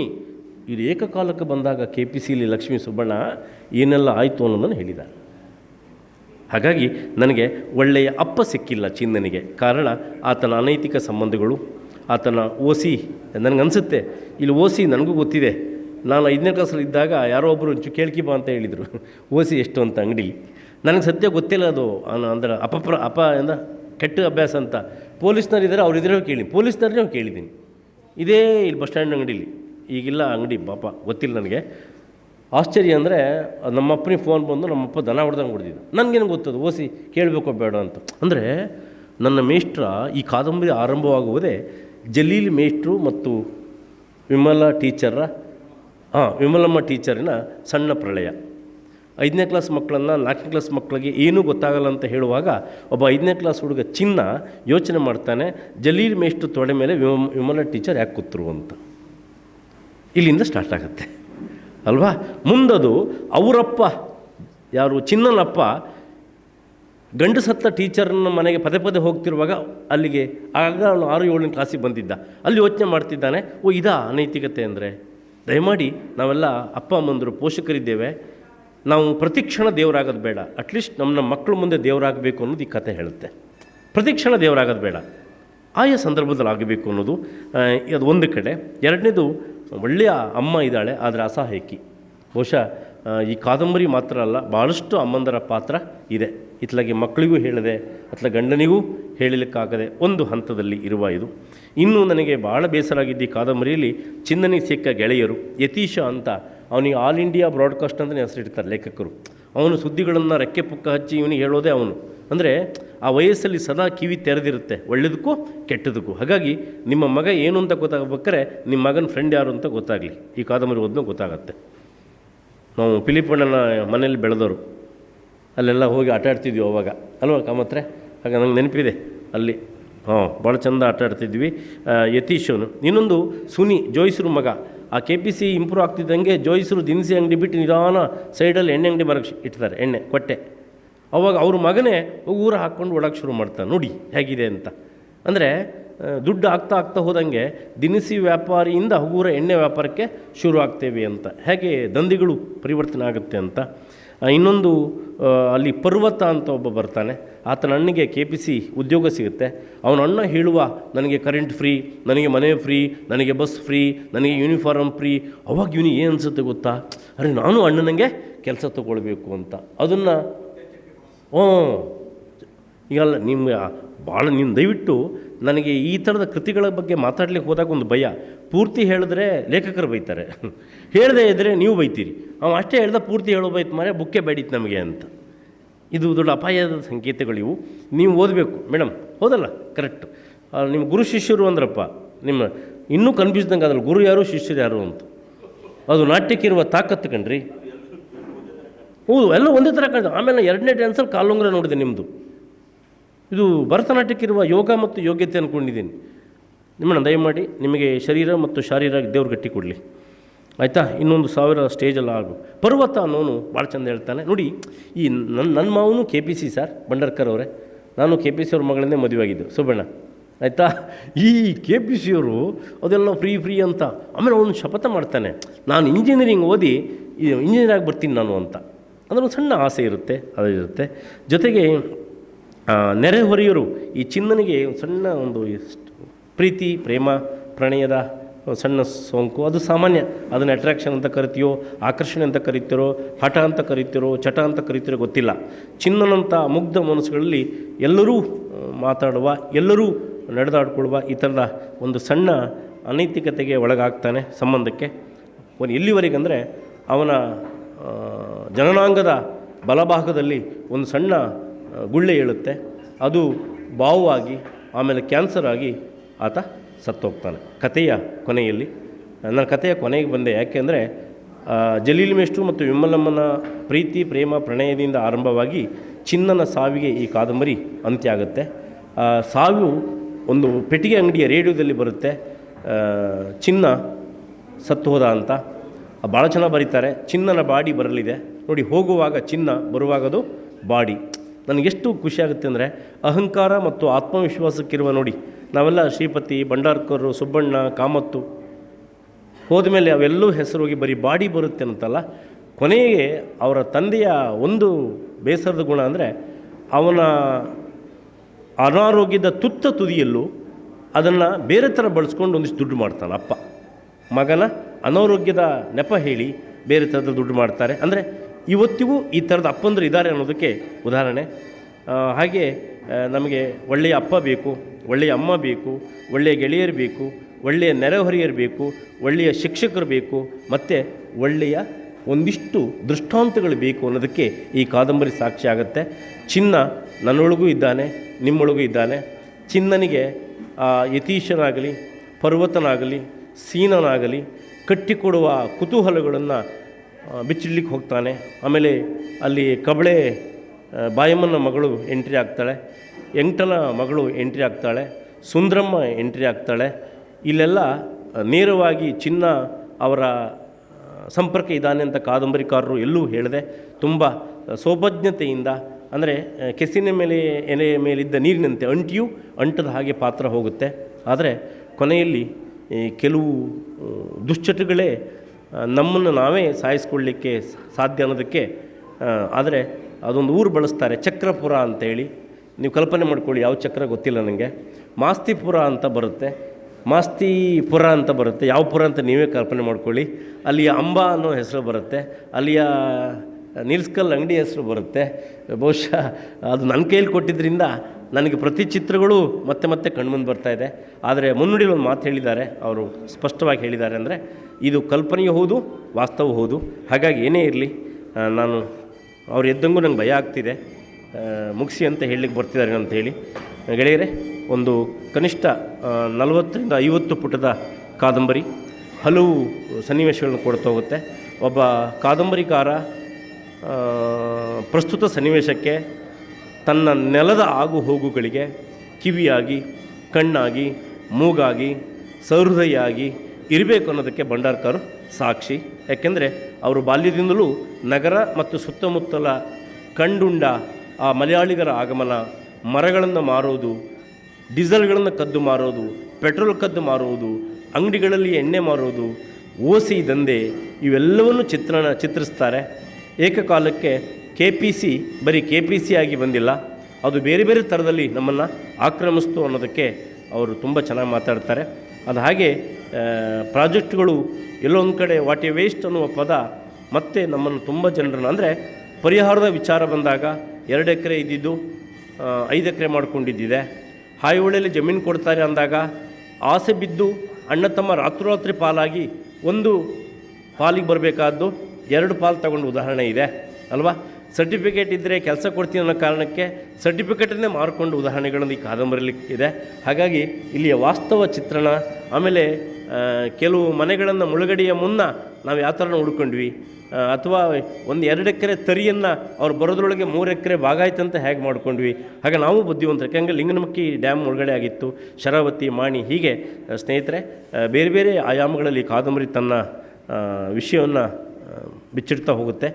ದಯಮಾಡಿ ನೀವು ಓದಬೇಕು, ಅವಕಾಶ ಕೊಟ್ಟಿದ್ದೀರಿ, ಧನ್ಯವಾದಗಳು. ವಸುಧಾ ನನ್ನ ಸಹೋದ್ಯೋಗಿ, ಅವರು ಶರೀರ ಸರಿಯಿಲ್ಲ ಅಂದರು, ಅಲ್ಲ ಮೇಡಮ್, ಆದರೂ ಪ್ರಯತ್ನಪಟ್ಟು ಮಾತಾಡಿದ್ದಾರೆ. ನನಗೆ ನಿರೂಪಕರು ಭಯ, ಆ ಕಡೆ ಭಂಡಾರ್ಕರ್ ಎದ್ದಿದ್ದಂಗೂ ಮತ್ತು ಭಯ, ಇಲ್ಲಿ ನಿಲ್ಲಿಸಿ ಅಂತ ಹೇಳ್ತಾರೆ ಅಂತ ತುಂಬ ಮಾತಾಡಬೇಕು ಅನಿಸುತ್ತೆ. ಸುಮಾರು 40ರಿಂದ 50 ನಿಮಿಷ ಈ ಕಾದಂಬರಿಯನ್ನು ಕಟ್ಟಿಕೊಡಬೇಕಂತ ಬಂದವನು, ಆದರೆ ಆಗಲಿಲ್ಲ ಅನ್ನುವ ಕೊರಗಿದೆ. ಇನ್ನೊಮ್ಮೆ ಈ ಕಾದಂಬರಿ ಬಗ್ಗೆ ಸಂವಾದ ಇಟ್ಟರೆ, ಚರ್ಚೆ ಇಟ್ಟರೆ ಖಂಡಿತ ಭಾಗವಹಿಸ್ತೀವಿ. ಒಂದು ಒಳ್ಳೆ ಹಾಡು ನೆನಪಾಗುತ್ತೆ, ಕಟ್ಟೆ ಕಟ್ಟುತ್ತೇವ ನಾವು ಕಟ್ಟೆ ಕಟ್ಟುತ್ತೇವ, ಕಟ್ಟೆ ಕಟ್ಟುತ್ತೇವ ನಾವು ಕಟ್ಟೆ ಕಟ್ಟುತ್ತೇವ, ಕಂಡ ಕನಸುಗಳನ್ನು ಒಡೆದ ಮನಸ್ಸುಗಳನ್ನು ಕಟ್ಟೆ ಕಟ್ಟುತ್ತೇವ, ಜಾತಿ ಇಲ್ಲದ ಭೀತಿ ಇಲ್ಲದ ನಾಡ ಕಟ್ಟುತ್ತೇವ ಅಂತ ಸಾಹಿತ್ಯಕ್ಕೆ ಇರುವ ತಾಕತ್ತೇ ಅದು. ಹೊಸ ನಾಡನ್ನು ಕಟ್ಟಬೇಕಾಗಿದೆ ಇಂಥ ಕೃತಿಗಳ ಮೂಲಕ. ಕನ್ನಡದ ಓದುಗರಿಲ್ಲ ಅನ್ನುವ ಕಾರಣಕ್ಕೆ ಈ ಹೊತ್ತಿಗೆ ತಿಂಗಳಿಗೆ ಸಾವಿರಾರು ಪುಸ್ತಕಗಳು ಸೃಷ್ಟಿಯಾಗ್ತಿದೆ, ಲಕ್ಷಾಂತರ ಜನ ಓದ್ತಾ ಇದ್ದಾರೆ ಗೆಳೆಯರೆ. ಹಾಗಾಗಿ ಒಂದು ಪುಸ್ತಕ, ಒಂದು ಚುಚ್ಚುಮಾತು, ಒಂದು ದೃಷ್ಟಾಂತ, ಒಂದು ಇನ್ಸಿಡೆಂಟು, ಒಂದು ಉಪನ್ಯಾಸ ಎಷ್ಟೋ ಜನರನ್ನು ಬದಲಾಯಿಸಿದ ಉದಾಹರಣೆ ಇದೆ. ಹಾಗಾಗಿ ಇಂಥ ಒಂದು ಕೃತಿ ಸಾಯ್ಬಿಣಿ ಆಗಲಿ, ವಿಚಕ್ರ ಆಗಲಿ ನಮ್ಮ ಬದುಕನ್ನು ಬದಲಾಯಿಸಲಿ. ಅಯ್ಯೋ ನಮ್ಮ ಹಿರಿಯರು ಹೀಗೆಲ್ಲ ಇದ್ರಾ, ಅಯ್ಯೋ ನನ್ನ ಹಿರಿಯರು ಇದಕ್ಕೆ ಒಳಗಾದ್ರ ಅನ್ನುವ ಪಾಪ ಪ್ರಜ್ಞೆ ಕಾಡಿದ್ರೆ ಸಾಕು ಅಂದ್ಕೊಂಡಿದ್ದೀನಿ. ಇದೇ ಜೀವಗಳ ನಡುವೆ, ಹೃದಯಗಳ ನಡುವೆ, ಮನಸ್ಸುಗಳ ನಡುವೆ ಬೆಸುಗೆ ತರುತ್ತೆ ಅಂತ ಅಂದ್ಕೊಂಡಿದ್ದೀನಿ. ಇದು ಈ ಕೃತಿಗಲ್ಲ, ಕನ್ನಡದ ಮತ್ತು ವಿಶ್ವದ ಎಲ್ಲ ಭಾಷೆಯ ಸಾಹಿತಿ ಮತ್ತು ಸಾಹಿತ್ಯಕ್ಕಿರುವ ಶಕ್ತಿ. ಎಲ್ಲರಿಗೂ ಶುಭದ ಹಾರೈಕೆ. ನಮಸ್ಕಾರ ಸ್ನೇಹಿತರೆ.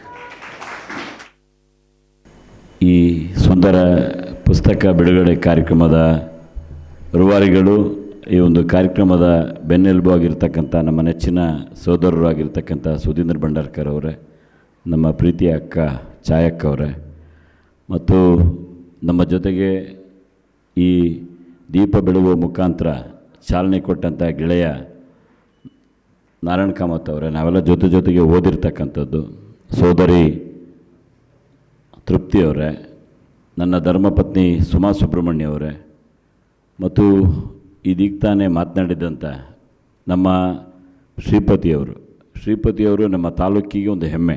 ಇಡೀ ರಾಜ್ಯಾದ್ಯಂತ ಓಡಾಟ ಮಾಡಿ ಅವರನ್ನು ವಿಶೇಷ ಭಾಷಣಕಾರರಾಗಿ ಒಂದಿಷ್ಟು ವಿಚಾರಗಳನ್ನು ತಿಳಿದಿರ್ತಕ್ಕಂಥ ಒಂದು ದೊಡ್ಡ ಚೈತನ್ಯನ ನಿಟ್ಟಿನಲ್ಲಿ ಇಡೀ ರಾಜ್ಯದಲ್ಲಿ ಅವ್ರನ್ನ ಕರಿತಾ ಇದ್ದಾನೆ. ಇದು ನಮ್ಮ ತಾಲೂಕಿಗೆ ಒಂದು ಹೆಮ್ಮೆ ಅಂತ ನಾನು ಭಾವಿಸಿದ್ದೀನಿ. ಮತ್ತು ನಮ್ಮ ನಗರದಿಂದ ಹೊಸನಗರಕ್ಕೆ ನಮ್ಮ ಕಾಲೇಜಿನಲ್ಲಿ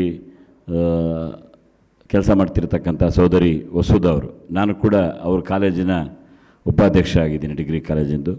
ಮತ್ತು ಈ ಕಾರ್ಯಕ್ರಮದಲ್ಲಿ ಒಂದು ವಿಶೇಷ ಅಂದರೆ ಸ್ವಲ್ಪ ಜನ ಇದ್ದರೂ ಕೂಡ ವಿಶೇಷ ವಿಚಾರವಂತರಿದ್ದಾರೆ. ನಮ್ಮ ಶಾರದಾ ಗೋಖಲೆಯವರು ಇರ್ಬೋದು, ಫಿಲಿಪ್ಸ್ ರೋಡ್ರಿಗಸ್ ಇರ್ಬೋದು, ನಮ್ಮ ಎಡ್ವಿನ್ ಅವರು ಇರ್ಬೋದು, ನಮ್ಮ ರೈತರು, ನಮ್ಮ PLD ಬ್ಯಾಂಕ್ ನಿರ್ದೇಶಕರು ಪಟೇಲ್ ಸತೀಶ್ ಅವರು ಇರ್ಬೋದು, ಮತ್ತು ವಿಶೇಷವಾಗಿ ಇಲ್ಲಿರ್ತಕ್ಕಂಥವ್ರೆಲ್ಲರೂ ಕೂಡ ಗಣಪತಿ ಅಣ್ಣ ಇರ್ಬೋದು, ನಮ್ಮ ನಗರಕ್ಕೆ ಒಂದು DCC ಬ್ಯಾಂಕ್ ಬೇಕೇ ಅಂತ ನಮ್ಮನ್ನು ಪಟ್ಟು ಹಿಡಿದು ನಮ್ಮನ್ನು ಹಿಡ್ಕೊಂಡು DCC ಬ್ಯಾಂಕ್ ತಂದಂಥ ಸುರೇಶ್ ಭಟ್ರು ಇರ್ಬೋದು, ಮತ್ತೆಲ್ಲ ಒಂದಿಷ್ಟು ವಿಚಾರವಂತರು, ನಗರದ ಬಗ್ಗೆ ಒಂದಿಷ್ಟು ಕನಸನ್ನು ಕಟ್ಕೊಂಡಿರ್ತಕ್ಕಂಥವರು, ನಮ್ಮ ಪತ್ರಕರ್ತರ ರಾಘವೇಂದ್ರವರು, ನಗರದ ಒಂದಿಷ್ಟು ವಿಶೇಷತೆಯನ್ನು ಎಲ್ಲ ಕಡೆ ತಿಳಿಸ್ತಕ್ಕಂಥ ತಾಲೂಕಿಗೆ ಒಂದು ಮಲೆನಾಡು ವಾಯ್ಸ್ ಒಂದೇ ಒಂದು ಏಕೈಕ ಪತ್ರಿಕೆ ನಡೆಸ್ತಕ್ಕಂಥ ರಾಘವೇಂದ್ರ ಇರ್ಬೋದು, ಮತ್ತು ಭಾಳ ವಿಶೇಷವಾಗಿ ನಿರೂಪಣೆ ಮಾಡ್ತಕ್ಕಂಥ ಹೊಸನಗರದ ಅನುಶ್ರೀ ಅಂತ ಬಿರುದು ಕೊಟ್ಟಂಥ ಸೋದರಿ ಅಶ್ವಿನಿ ಪಂಡಿತ್ ಅವರು ಇರ್ಬೋದು. ಇವೆಲ್ಲ ನಮಗೊಂದು ಹೆಮ್ಮೆ. ಮತ್ತು ಅದರ ಜೊತೆಗೆ ಈ ಒಂದು ಉದ್ಘಾಟನಾ ಕಾರ್ಯಕ್ರಮದಲ್ಲಿ ಭರತನಾಟ್ಯ ಕಾರ್ಯಕ್ರಮವನ್ನು ಭಾಳ ವಿಶೇಷವಾಗಿ ಆಯೋಜನೆ ಮಾಡಿದರು. ನಮ್ಮ ಸೋದರಿಯರು ಭಾಳ ಸುಂದರವಾಗಿ ತಾಯಿ ಯಾರು ಮಗಳು ಯಾರು ಅಂತಕ್ಕಂಥದ್ದು ಗೆಳೆಯ ಸತೀಶ್ ಗೊತ್ತಾಗಲಿಲ್ಲ, ಅಷ್ಟು ಅದ್ಭುತವಾಗಿ ನೃತ್ಯ ಮಾಡಿದ್ರು. ಅದನ್ನು ಶ್ರೀಪತಿಯವರು ಭಾಳ ವಿಶೇಷವಾಗಿ ಅವ್ರು ಹೇಳಿದ್ದಾರೆ. ಅದೇ ರೀತಿಯಲ್ಲಿ ನಿಮಗೆ ಭಗವಂತ ಒಳ್ಳೇದು ಮಾಡಲಿ. ಮತ್ತು ಈ ಕಾರ್ಯಕ್ರಮದಲ್ಲಿ ನಮ್ಮ ಯಶೋಧ ಆಂಟಿ, ನಮ್ಮ ರಾಜ್ಕುಮಾರ್ ಅವರು ಎಲ್ಲರೂ ಕೂಡ ಒಂದಿಷ್ಟು ಒಳ್ಳೆ ಬುದ್ಧಿಜೀವಿಗಳು, ಗೆಳೆಯ ರಮೇಶ್ ಅವರು ಇರ್ಬೋದು, ಎಲ್ಲರೂ ಕೂಡ ಇದ್ದಾರೆ. ಭಾಳ ಒಂದು ನಮ್ಮ ಸುಧೀಂದ್ರ ಭಂಡಾರ್ಕರ್ ಅವರ ಒಂದು ವಿಶೇಷ ಕನಸು ಮತ್ತು ಅವರ ಒಂದು ವ್ಯಕ್ತಿತ್ವ ಮತ್ತು ನಮ್ಮ ಈ ಎಲ್ಲ ಜ್ವಲಂತ ಸಮಸ್ಯೆಗಳ ಬಗ್ಗೆ ಇರ್ತಕ್ಕಂಥ ಒಂದು ಅವರ ಮನಸ್ಸಿನ ಮಾತನ್ನು ಈ ಪುಸ್ತಕದ ಮುಖಾಂತರ ಹೇಳಿದ್ದಾರೆ. ಅವರು ಈ ಸಾಯಿಬಿಣಿ ಅಂತಕ್ಕಂಥ ವಿಶೇಷದ ಬಗ್ಗೆ ಆ ಒಂದು ಹೆಸರು ಬಗ್ಗೆ ಅವ್ರು ಹೇಳ್ತಕ್ಕಂಥ ಸಂದರ್ಭದಲ್ಲಿ ತಮ್ಮ ತಾಯಿಯನ್ನು ಅಥವಾ ತಾವು ನಂಬತಕ್ಕಂಥ ದೇವಿಯನ್ನು ಆರಾಧನೆ ಮಾಡ್ತಕ್ಕಂಥ ದೇವಿಯನ್ನು ನೆನೆಸ್ಕೊಂಡು ಹೇಳ್ತಕ್ಕಂಥ ಒಂದು ಹೃದಯ ಶ್ರೀಮಂತಿಕೆ ಆ ಮಾತಿನಲ್ಲಿ ಎದ್ದು ಕಾಣ್ತಾ ಇತ್ತು. ಹಾಗಾಗಿ ಆ ಸಾಯಿಬಿಣಿ ಅನ್ನೋ ಪದಕ್ಕೆ ವಿಶೇಷವಾದ ಅರ್ಥ ನಮ್ಮ ಹೆತ್ತ ತಾಯಿಗೆ ಕೊಟ್ಟಂಥ ಗೌರವವನ್ನು ಆ ಪುಣ್ಯಾತ್ಮ ಕೊಟ್ಟಿದ್ದಾರೆ. ಹಾಗಾಗಿ ಅವ್ರಿಗೆ ಈ ಸಂದರ್ಭದಲ್ಲಿ ನಾನು ಧನ್ಯವಾದ ಹೇಳ್ತೇನೆ.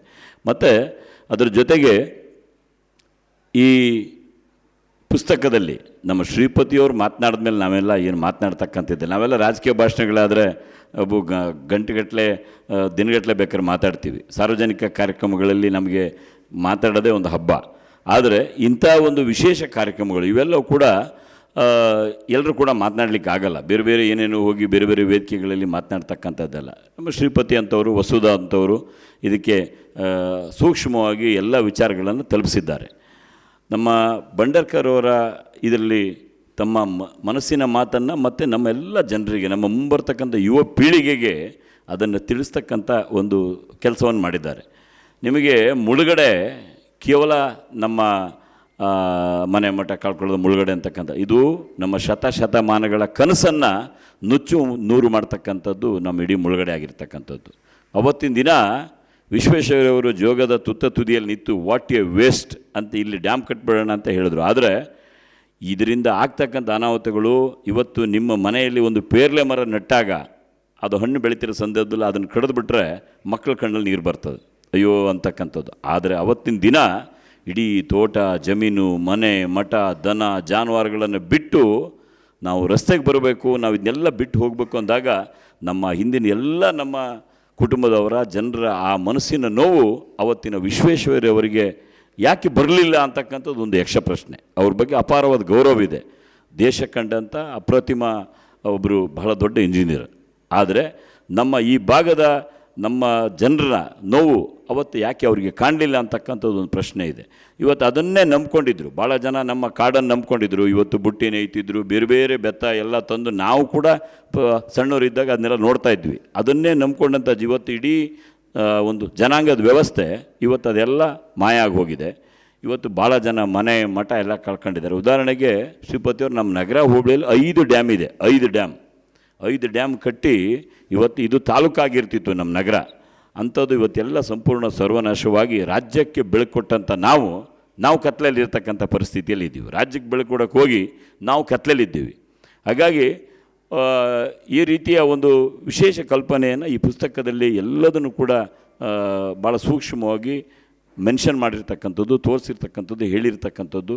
ಮತ್ತು ನಮ್ಮ ಮುಂದಿನ ಒಂದು ಇವತ್ತಿನ ಈ ಜನ್ರೇಷನ್ ನಮಗೆಲ್ಲ ಒಂದು ಪಿಕ್ಚರ್ ಇದೆ. ಇನ್ನು 10 ವರ್ಷಗಳ 15 ವರ್ಷ ನಂತರ ಈ ರೀತಿಯ ಪುಸ್ತಕಗಳು ಇಲ್ಲ ಅಂದರೆ ಇದು ಇತ್ತಂತೆ ಹೋಯ್ತಂತೆ ಆಗ್ತದೆ. ಇದರ ನೋವುಗಳು, ಇದ್ರದ್ದು ಯಾಕಾಯಿತು ಏನಾಯಿತು ಅಂತಕ್ಕಂಥದ್ದು. ನಿಮಗೆ ಹಿಂದೆ ನಾನು ಕೇಳಿಸ್ಕೊತಾ ಇದ್ದೆ, ನಗರಕ್ಕೆ 1,00,000 ಮನೆ ಕಡಿಮೆ ಆಗಿ 1,00,000ಕ್ಕೆ 1 ಮನೆ ಕಡಿಮೆ ಆಗಿ ಈ ಗುಡ್ಡವೆಂಕಟರಮಣ ದೇವಸ್ಥಾನನ ನಿರ್ಮಾಣ ಮಾಡಿದ್ರು ಅಂತ. ಹೌದಾ ಭಂಡಾರ್ಕರ್ ಅವರದ್ದು? ಸುಧೀರಣ್ಣ, 1,00,000 ಮನೆಗೆ 1 ಮನೆ ಕಡಿಮೆ ಆಗಿ ಅಲ್ವಾ? ಆದರೆ ಅದೇ ಒಂದು ವೈಭವಯುತ ನಗರ ಬೇರೆ ಬೇರೆ ಕಡೆ ಇತ್ತೀಚಿನ ದಿನಗಳಲ್ಲಿ ನಗರಕ್ಕೆ ಹೋಗ್ತೀಯ ಹೆಣ ಹೊರಕ್ಕೆ ಹೋಗ್ತೀಯ ಅಂತಕ್ಕಂಥ ಒಂದು ವಾಡಿಕೆ ತಿರುಗಿತ್ತು. ಹಾಗಾಗಿ ಇಂಥವೆಲ್ಲ ಕೂಡ ನಮ್ಮ ನಗರ ಅನುಭವಿಸಿದೆ. ರಾಜರು ಆಳಿದ್ದಾರೆ, ಎಲ್ಲ ಮಾಡಿದ್ದಾರೆ. ಆದರೆ ಇವತ್ತಿನ ದಿನ ನಮ್ಮ ಸುಧೀಂದ್ರ ಭಂಡಾರ್ಕರ್ ಅವರ ಪರಿಕಲ್ಪನೆಗೆ ನಾವು ಕೂಡ ಬೆನ್ನೆಲುಬಾಗಿ ನಾವು ಸಮಾಜಮುಖಿಯಾಗಿ ಯೋಚನೆ ಮಾಡ್ತಕ್ಕಂಥ ನಿಟ್ಟಿನಲ್ಲಿ ಮುಂದಿನ ದಿನದಲ್ಲಿ ನಗರ ಹೋಬಳಿಯ ಬಗ್ಗೆ ವಿಶೇಷವಾದ ಕಾಳಜಿಯನ್ನು ಇಟ್ಕೊಂಡಿರ್ತಕ್ಕಂಥವ್ರು ನಾವೆಲ್ಲರೂ ಕೂಡ ಇಲ್ಲಿ ಒಂದು 3,000-4,000 5,000 ಜನರಿಗೆ ಉದ್ಯೋಗ ಆಗಬೇಕು, ಇಲ್ಲಿ ಇರ್ತಕ್ಕಂಥವ್ರು ಎಲ್ಲರೂ ಕೂಡ ದುಡಿಯೋ ಕೈಗಳಿಗೆ ಕೆಲಸ ಆಗಬೇಕು ಅಂತಕ್ಕಂಥ ನಿಟ್ಟಿನಲ್ಲಿ ಯೋಚನೆ ಮಾಡ್ತಕ್ಕಂಥ ಬದುಕಲ್ಲಿ ಇರೋರು ನಾವೆಲ್ಲ. ಹಾಗಾಗಿ ಸುಧೀಂದ್ರ ಭಂಡಾರ್ಕರ್ ಮತ್ತು ಅವರ ದಂಪತಿ ಭಾಳ ವಿಶೇಷವಾಗಿ ಈ ಒಂದು ಕಾರ್ಯಕ್ರಮವನ್ನು ಎಷ್ಟು ಅಚ್ಚುಕಟ್ಟಾಗಿ ಆಯೋಜನೆ ಮಾಡಿದ್ರು ಅಂದರೆ ಭಾಳ ನಾನು 100,000 ವೇದಿಕೆಗಳಿಗೆ ಹೋಗಿದ್ವಿ, ನಾನು ಶ್ರೀಪತಿ ಅವರೆಲ್ಲ. ಬಟ್ ವಾಟ್ ಎ ಬ್ಯೂಟಿಫುಲ್, ನಿಜವಾಗ್ಲೂ ಶ್ರೀಪತಿಯವರು ಭಾಳ ಅದ್ಭುತವಾಗಿ ಚಿಕ್ಕದಾಗಿ ಚೊಕ್ಕದಾಗಿ ಭರತನಾಟ್ಯ ಆಯೋಜನೆ ಮಾಡಿರ್ಬೋದು. ಇದು ಒಂದಿಷ್ಟು ನಮಗೆ ಒಂದು ಖುಷಿ ಕೊಡ್ತಕ್ಕಂಥ ಅದ್ಭುತವಾದ ಕಾರ್ಯಕ್ರಮ ಅಂತಕ್ಕಂಥದ್ದು ನಾನು ಮನ ತುಂಬಿ ಮಾತಾಡ್ತೇನೆ. ಇನ್ನೂ ಕೂಡ ಈ ಒಂದು ಪುಸ್ತಕದ ಬಗ್ಗೆ ಇರ್ಬೋದು, ಇದ್ರ ಬಗ್ಗೆ ಇನ್ನೂ ಮಾತನಾಡೋಕ್ಕೆ ಸಾಕಷ್ಟು ವಿಚಾರಗಳಿದ್ದಾವೆ. ಆದರೆ ಸಮಯದ ಅಭಾವವಿದೆ. ಭಾಳ ಜನ ಎಲ್ಲರೂ ಕೂಡ ಬೇರೆ ಬೇರೆ ಕಾರ್ಯಕ್ರಮಗಳಿಗೆ ಹೋಗೋರಿದ್ದೀರಿ. ಆ ಭಗವಂತ, ಆ ತಾಯಿ, ಸಾವಿಬಿಣಿಯನ್ನು ನೀವು ನಂಬಿರ್ತಕ್ಕಂಥ ತಾಯಿ ನಿಮ್ಮ ಕುಟುಂಬಕ್ಕಾಗಲಿ ಮತ್ತು ನಿಮ್ಮ ಮುಂದಿನ ಎಲ್ಲ ಈ ರೀತಿಯ ನಿಮ್ಮ ಪರಿಕಲ್ಪನೆಗಳಿಗೆ ಒಂದು ಮುನ್ನುಡಿಯನ್ನು ಬರೆಯಲಿ, ಆ ತಾಯಿ ನಿಮಗೆ ಒಳ್ಳೇದು ಮಾಡಲಿ ಅಂತ ಹೇಳಿ ಈ ಒಂದು ಕಾರ್ಯಕ್ರಮದಲ್ಲಿ ನಮಗೆ ಬಹಳ ದೊಡ್ಡ ಜವಾಬ್ದಾರಿಯನ್ನು ಕೊಟ್ಟು, ನಾವೆಲ್ಲ ಚಿಕ್ಕವರು, ವೇದಿಕೆ ಮುಂದೆ ಕೂತವ್ರನ್ನ ನಾವು ನೆನೆಸ್ಕೊಂಡ್ರೆ ನಾವೆಲ್ಲ ಭಾಳ ಸಣ್ಣವರು. ಅವ್ರ ಎದುರುಗಡೆ ನಮಗೆ ಈ ಪುಸ್ತಕ ಬಿಡುಗಡೆ ಕಾರ್ಯಕ್ರಮದಲ್ಲಿ ಮುಂಚೂಣಿಯಲ್ಲಿಟ್ಟು ನಮ್ಮನ್ನು ಗೌರವಿಸಿದ್ದಕ್ಕೆ ನಿಮಗೆ ನಾನು ಹೃದಯಪೂರ್ವಕವಾದ ಧನ್ಯವಾದಗಳನ್ನು ತಿಳಿಸಿ ಈ ಕಾರ್ಯಕ್ರಮದಲ್ಲಿ ಭಾಗಿಯಾದಂಥ ತಮ್ಮೆಲ್ಲರಿಗೂ ವಂದಿಸಿ ನನ್ನ ಮಾತು ಮುಗಿಸ್ತೇನೆ. ನಮಸ್ಕಾರ.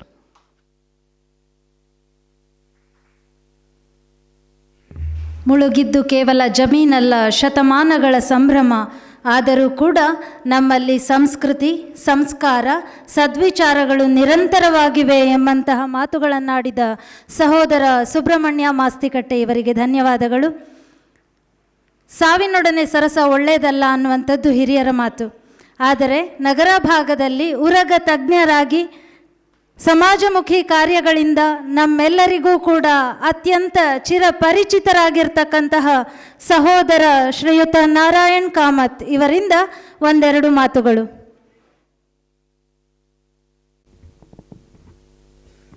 ಎಲ್ರಿಗೂ ನಮಸ್ಕಾರ. ಎಲ್ರಿಗೂ ನಗರದ ಮಾರಿ ಜಾತ್ರೆಯ ಮಹೋತ್ಸವದ ಹಾರ್ದಿಕ ಶುಭಾಶಯಗಳು ಮತ್ತು ಸ್ವಾಗತವನ್ನು ಕೋರ್ತಾ, ಜಾತ್ರೆಯ ಸಂಭ್ರಮದಲ್ಲಿ ನಾವೆಲ್ಲ ಇದ್ದೇವೆ. ನನಗೆ ಜಾತ್ರಾ ಸಮಿತಿಯ ಕಾರ್ಯದರ್ಶಿ ಆಗಿರೋದ್ರಿಂದ ದೇಹ ಪೂರ್ತಿ ಇಲ್ಲಿದೆ, ಮನಸ್ಸು ಪೂರ್ತಿ ಅಲ್ಲಿದೆ. ಹಾಗಾಗಿ ಎಲ್ಲರಲ್ಲೂ ಮೊಟ್ಟ ಮೊದಲನೇದಾಗಿ ಕ್ಷಮೆ ಯಾಚಿಸುತ್ತಾ, ವಿಶೇಷವಾದ ಇವತ್ತು ಈ ಒಂದು ಸಾಹಿತ್ಯದ ವೇದಿಕೆ ನನಗೆ ಬಹಳ ಸಂಭ್ರಮ, ಜೊತೆಗೆ ಸ್ವಲ್ಪ ಅಳುಕು. ನಮ್ಮ ಆತ್ಮೀಯ ಗೆಳೆಯ ಅವನು ಸುಬ್ಬು ಇದ್ದಾನೆ, ಏನು ತೊಂದರೆ ಏಕವಚನದಲ್ಲಿ ಮಾತಾಡಬಾರ್ದು. ನಮ್ಮ ಶಾಲಾ ಗೆಳೆಯ, ನಮ್ಮ ಅಮ್ಮನ ವಿದ್ಯಾರ್ಥಿ ಶ್ರೀಪತಿ ಹಳಗುಂದಾರು ಇದ್ದಾರೆ, ಅವರಿಗೂ ಕೂಡ ಸ್ವಲ್ಪ ಸುಧಾರಿಸ್ಕೊಳ್ಬೋದು. ವಸುಧಾ ಮೇಡಮ್ ನಮ್ಮನ್ನು ತುಂಬ ಹತ್ತಿರದಿಂದ ನೋಡಿದವರು, ಅವರನ್ನು ಕೂಡ ನಾವು ಕ್ಷಮೆ ಕೇಳ್ಬೋದು. ಸುಮಾರು ಬಿಡಿ, ನಾವು ಅವ್ರ ಜೊತೆಗೆ ಕೆಲಸ ಮಾಡಿದವರು, ಹಾಗೆ ತೊಂದರೆ ಇಲ್ಲ. ಸುದಿ ಮಾಮ ನನಗೆ ಮಾಮ, ಅಂದರೆ ದೂರದಿಂದ ಸೋದರ ಮಾವ ಅಂತೇಳಿ ಏನು ಕರಿತೀವಿ ನಾವು. ಛಾಯಾ ಮಾಮಿ ನನಗೆ ಭಾರಿ ಆತ್ಮೀಯರು. ಎಲ್ಲ ಅದಕ್ಕಿಂತ ಅಂಜಿಕೆ ಏನಂತೇಳಿದ್ರೆ, ಇವತ್ತು ಪ್ರಥಮ ಬಾರಿಗೆ ನನಗೆ ಭಂಡಾರ್ಕರ್ ದಂಪತಿಗಳು ಈ ಸುಪ್ರೀತಾ ಎಲ್ಲ ಸೇರಿ ನನ್ನ ಮನೆಯವ್ರ ಜೊತೆಗೆ ಈ ವೇದಿಕೆಗೆ ಹಾಕೊಂಡ್ಬಿಟ್ಟಿದ್ದಾರೆ. ನನಗೆ ಮೊದಲೇ ಹೆಂಡತಿ ವಿಚಾರ ಅಂತ ಬರಲಿಕ್ಕೂ ಎಲ್ಲ ಕೈ ಕಾಲೆಲ್ಲ ಗಡ ಗಡ ಗಡ ಗಡ ಅನ್ನೋದು. ನಾನು ಯಾವಾಗಲೂ ಹೇಳೋದುಂಟು ಆ ವಿಚಾರದಲ್ಲಿ.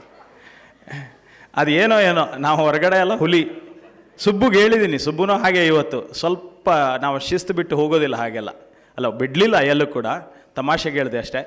ಹಾಗಾಗಿ ನಮ್ಮ ಮನೆಯವ್ರ ಹತ್ರ ಮಾತಾಡಬಹುದೇ ಅಂತೇಳಿ ನಮ್ಮ ಭಾಷೆಯಲ್ಲಿ ಕೇಳ್ಕೊಂಡೆ, ಯಾಕೆ ಹಾಗೆ ಹೇಳ್ತೀರಿ, ಮಾತಾಡಿ ಅಂತ ಹೇಳಿದ್ರು ಅವರು. ವಿಶೇಷವಾಗಿ ಸುಧೀಂದ್ರ ಭಂಡಾರ್ಕರ್ ಅವರು ಇವತ್ತು ಅತ್ಯದ್ಭುತವಾಗಿ ಈ ಜಾತ್ರಾ ಸಂದರ್ಭದಲ್ಲಿ ನಮ್ಮೆಲ್ಲರನ್ನು ಒಟ್ಟುಗೂಡಿಸಿದ್ದಾರೆ. ಸಾಹಿತ್ಯಾಸಕ್ತರನ್ನು ಒಟ್ಟುಗೂಡಿಸೋದು ಅಷ್ಟು ಸುಲಭದ ಮಾತಲ್ಲ. ಇವತ್ತು ಅವರ ಆ ಒಂದು ಹೊಸತನ ಅಂಥೇಳಿ ನನಗೆ ನಮ್ಮ ಗ್ರೂಪ್ನಲ್ಲಿ, ನಮ್ಮ GSB ಸಮಾಜದ ಗ್ರೂಪ್ನಲ್ಲಿ ಹಾಕಬೇಕಾದ್ರೆ ಹೊಸತನದಲ್ಲಿ ಓಪನಿಂಗ್ ಮಾಡ್ತೇವೆ ಅಂತ ಹೇಳಿದರು ಅವರು. ಏನು ಮಾಡಿರ್ಬೋದು ಅಂತೇಳಿ ಯೋಚನೆ ಇತ್ತು. ಇದು ನೋಡಿದ್ರೆ ಏನು ಬಾಗಿಲೆಲ್ಲ ತೆಗಿಲಿಕ್ಕೆಲ್ಲ ವ್ಯವಸ್ಥೆ ಮಾಡಿದ್ರು. ಬಂದ್ವಿ, ನಾವೆಲ್ಲ ಫೋಟೋ ಹೊಡ್ಕೊಂಡ್ವಿ, ನಾನು ಸಹ ಫೋಟೋ ಹೊಡ್ಕೊಂಡೆ. ಅದನ್ನು ಇರ್ಬೋದು. ಇದು ನೋಡ್ತೀನಿ, ಏನೋ ಒಂದು ಕಟ್ಟಿದ್ದಾರೆ, ಹೀಗೆ ಎಳಿತಾರೆ, ದೇವರೇ ಏನಪ್ಪ ಇದು ಅಂತೇಳಿ ನೋಡಿದ್ರೆ ಅದ್ಭುತ ಕಲ್ಪನೆ. ಈ ಥರದ ಹೊಸತನದಲ್ಲಿ ಸುಧೀಂದ್ರ ಭಂಡಾರ್ಕರ್ ಅವರು ಪ್ರಥಮವಾಗಿ ಇಂಥದ್ದೆಲ್ಲ ಯೋಚನೆ ಮಾಡೋವಂಥವ್ರು. ಅವರನ್ನು ನನಗೆ ಹೊಗಳಿಕೆಗೆ ಅಂತ ಹೇಳಲ್ಲ, ಅವರಲ್ಲಿ ಅಸಾಧಾರಣ ಬುದ್ಧಿವಂತಿಕೆ ಇದೆ. ಅವರನ್ನು ಅಂದರೆ ನಾವು ಬಳಸ್ಕೊಳ್ಬೇಕು. ಅಂದರೆ ಅವ್ರ ಹತ್ರ ಇರುವಂಥ ಬುದ್ಧಿವಂತಿಕೆಯನ್ನು ನಾವು ತಗೊಳ್ಬೇಕು. ಅವರು ಹೆಚ್ಚಿಗೆ ಮಾತಾಡೋದಿಲ್ಲ, ಎದುರುಗಡೆ ಸಿಕ್ಕಿದ್ದು ಜಸ್ಟ್ ನಗ್ತಾರೆ, ಬಿಟ್ಬಿಡ್ತಾರೆ. ಅಂದರೆ ಅವರನ್ನು ನಾವು ಅವರ ಹತ್ತಿರದಲ್ಲಿ ಅವ್ರ ಹತ್ರ ವಿಚಾರಗಳನ್ನು ಹಂಚ್ಕೊಂಡಾಗಲಷ್ಟೇ ಅದ್ರ ಬಗ್ಗೆ ಗೊತ್ತಾಗುತ್ತೆ. ನಾವು ಆವಾಗ ಏನಾದರೂ ಗಹನವಾದ ವಿಚಾರಗಳು ಬಂದಾಗ 10-15 ನಿಮಿಷ ನಿಂತ್ಕೊಂಡು ಮಾತಾಡಿ ಕ್ಲೋಸ್ ಮಾಡೋದುಂಟು. ಅವರ ಈ ಮೊನ್ನೆಯ ಒಂದು ದೇವಗಂಗೆ ಕಲ್ಪನೆ, ದೇವಗಂಗೆಯನ್ನು ಹೊಸನಗರ ತಾಲೂಕಿಗೆ ಒಂದು ಸರಿ ಗುರುಸುವಾಗಿ ಮಾಡಿದ್ರು. ಜಸ್ಟ್ ಒಂದು ಕಾಶಿಯ ಒಂದು ಗಂಗಾರತಿ ವಿಚಾರದಲ್ಲಿ ಅದನ್ನು ನೋಡಿ ಎಷ್ಟು ಚೆನ್ನಾಗಾಯ್ತು ಅಂತೇಳಿ ಅದು ಒಂದು ನಮಗೆ ಜಾತ್ರೆ ಮಾಡಲಿಕ್ಕೂ ಕೂಡ ಅಂಥದ್ದೊಂದು ಲೈಟಿಂಗ್ಸು ಮತ್ತು ಅಲ್ಲಿನ ನಡೆದಿರೋಂಥ ಆ ಚಿಕ್ಕ ಗ್ರಾಮದ ಒಂದು ಒಗ್ಗಟ್ಟು ಅದೆಲ್ಲ ನಮ್ಗೆ ಪ್ರೇರಣೆ ಆಯಿತು. ಅದರ ಪ್ರತಿಫಲವೇ ಇವತ್ತು ಜಾತ್ರೆಯಲ್ಲಿ ಆ ಥರ ವಿದ್ಯುತ್ ದಿಂಪಾಲಂಕಾರಕ್ಕೆ ನಮಗೆ ಮನಸ್ಸು ಮಾಡ್ತು ಅನ್ನೋದು ಈ ವೇದಿಕೆ ಮೂಲಕ ಅವ್ರ ಎದುರುಗಡೆ ಹೇಳಲಿಕ್ಕೆ ನಾನು ಹೆಮ್ಮೆ ಪಡ್ತೀನಿ. ಹಾಗೆ ನಮ್ಮ ಮತ್ತೊಂದು ಮರ್ತುಬಿಟ್ಟೆ ನಾನು, ಕ್ಷಮೆ ಇರಲಿ ನನಗೆ. ಅವರೀಗ ನಾನು ಅವರನ್ನು ಗುರುಗಳೇ ಅಂತೇಳಿ ಕರಿಬೇಕಾಗ್ತದೆ. ನಮ್ಮ ಆರತಿ ಮೇಡಮ್ ಅವರು, ನನ್ನ ಮಗಳಿಗೆ, ಮುದ್ದು ಮಗಳು ಆರಾಧ್ಯಾಳಿಗೆ ಅವರು ಕೂಡ ಟೀಚರು. ಭರತನಾಟ್ಯದ ಅವರ ಪ್ರಾಕಾರಗಳನ್ನು ನೋಡಿದಾಗ ಅಯ್ಯೋ ನನ್ನ ಮಗುದು ನನಗೆ ನೋಡ್ಲಿಕ್ಕೆ ಆಗೋಲ್ಲಲ್ಲ ಅಂಥೇಳಿ ಇವತ್ತು ಸುಧೀಂದ್ರ ಭಂಡಾರ್ಕರ್ ಅವ್ರು ಕರೆದಿದ್ದಕ್ಕೋಸ್ಕರ ಇವತ್ತು ವೇದಿಕೆಯಲ್ಲಿ ಇದ್ದೀನಿ. ಅಷ್ಟು ಬಿಟ್ಟರೆ ನಾನಾಗಿರೋಲ್ಲ. ಇಲ್ಲಿರೋರು ಎಲ್ರಿಗೂ ಕೂಡ ಹೆಚ್ಚಿಗೆ ಗೊತ್ತಿದೆ. ಒಂದು ಹೊತ್ತಿನಲ್ಲಿ ನನಗೆ ಕುತ್ಕೊಂಡು ಅಭ್ಯಾಸ ಇಲ್ಲ, ಯಾಕಂದರೆ ಏನಾದರೂ ಜವಾಬ್ದಾರಿ ತೊಗೊಂಡ್ರೆ ಆ ಬಗ್ಗೆನೇ ನಾನು ಯೋಚನೆ ಮಾಡೋನು. ಇವತ್ತು ಮೇಡಮ್ರವರ ಆ ಭರತನಾಟ್ಯದ ವೇದಿಕೆ ನಮ್ಗೆ ಭಾಳ ಖುಷಿ ಆಯಿತು. ನನ್ನ ಹೆಂಡತಿ ಅವರ ನನ್ನ ಮಗಳನ್ನು ಅವ್ರ ಹತ್ರ ಶಿಷ್ಯಾಗಿ ಕೊಟ್ಟಿದ್ದಕ್ಕೆ ಸಾರ್ಥಕ ಆಯಿತು ಅಂತೇಳಿ ನನಗನ್ನಿಸ್ತದೆ. ಧನ್ಯವಾದಗಳು ಮೇಡಮ್ ನಿಮಗೆ. ಸೋದರಿ ಅಶ್ವಿನಿ ಅವ್ರ ಬಗ್ಗೆ ನಾನೇನು ಹೇಳೋಲ್ಲ. ಅವರು ಈ ನನ್ನ ತೃಪ್ತಿ ನನಗೆ ಜೊತೆ ಆಗಲಿಕ್ಕೆ ಕಾರಣವೇ ಅವಳು.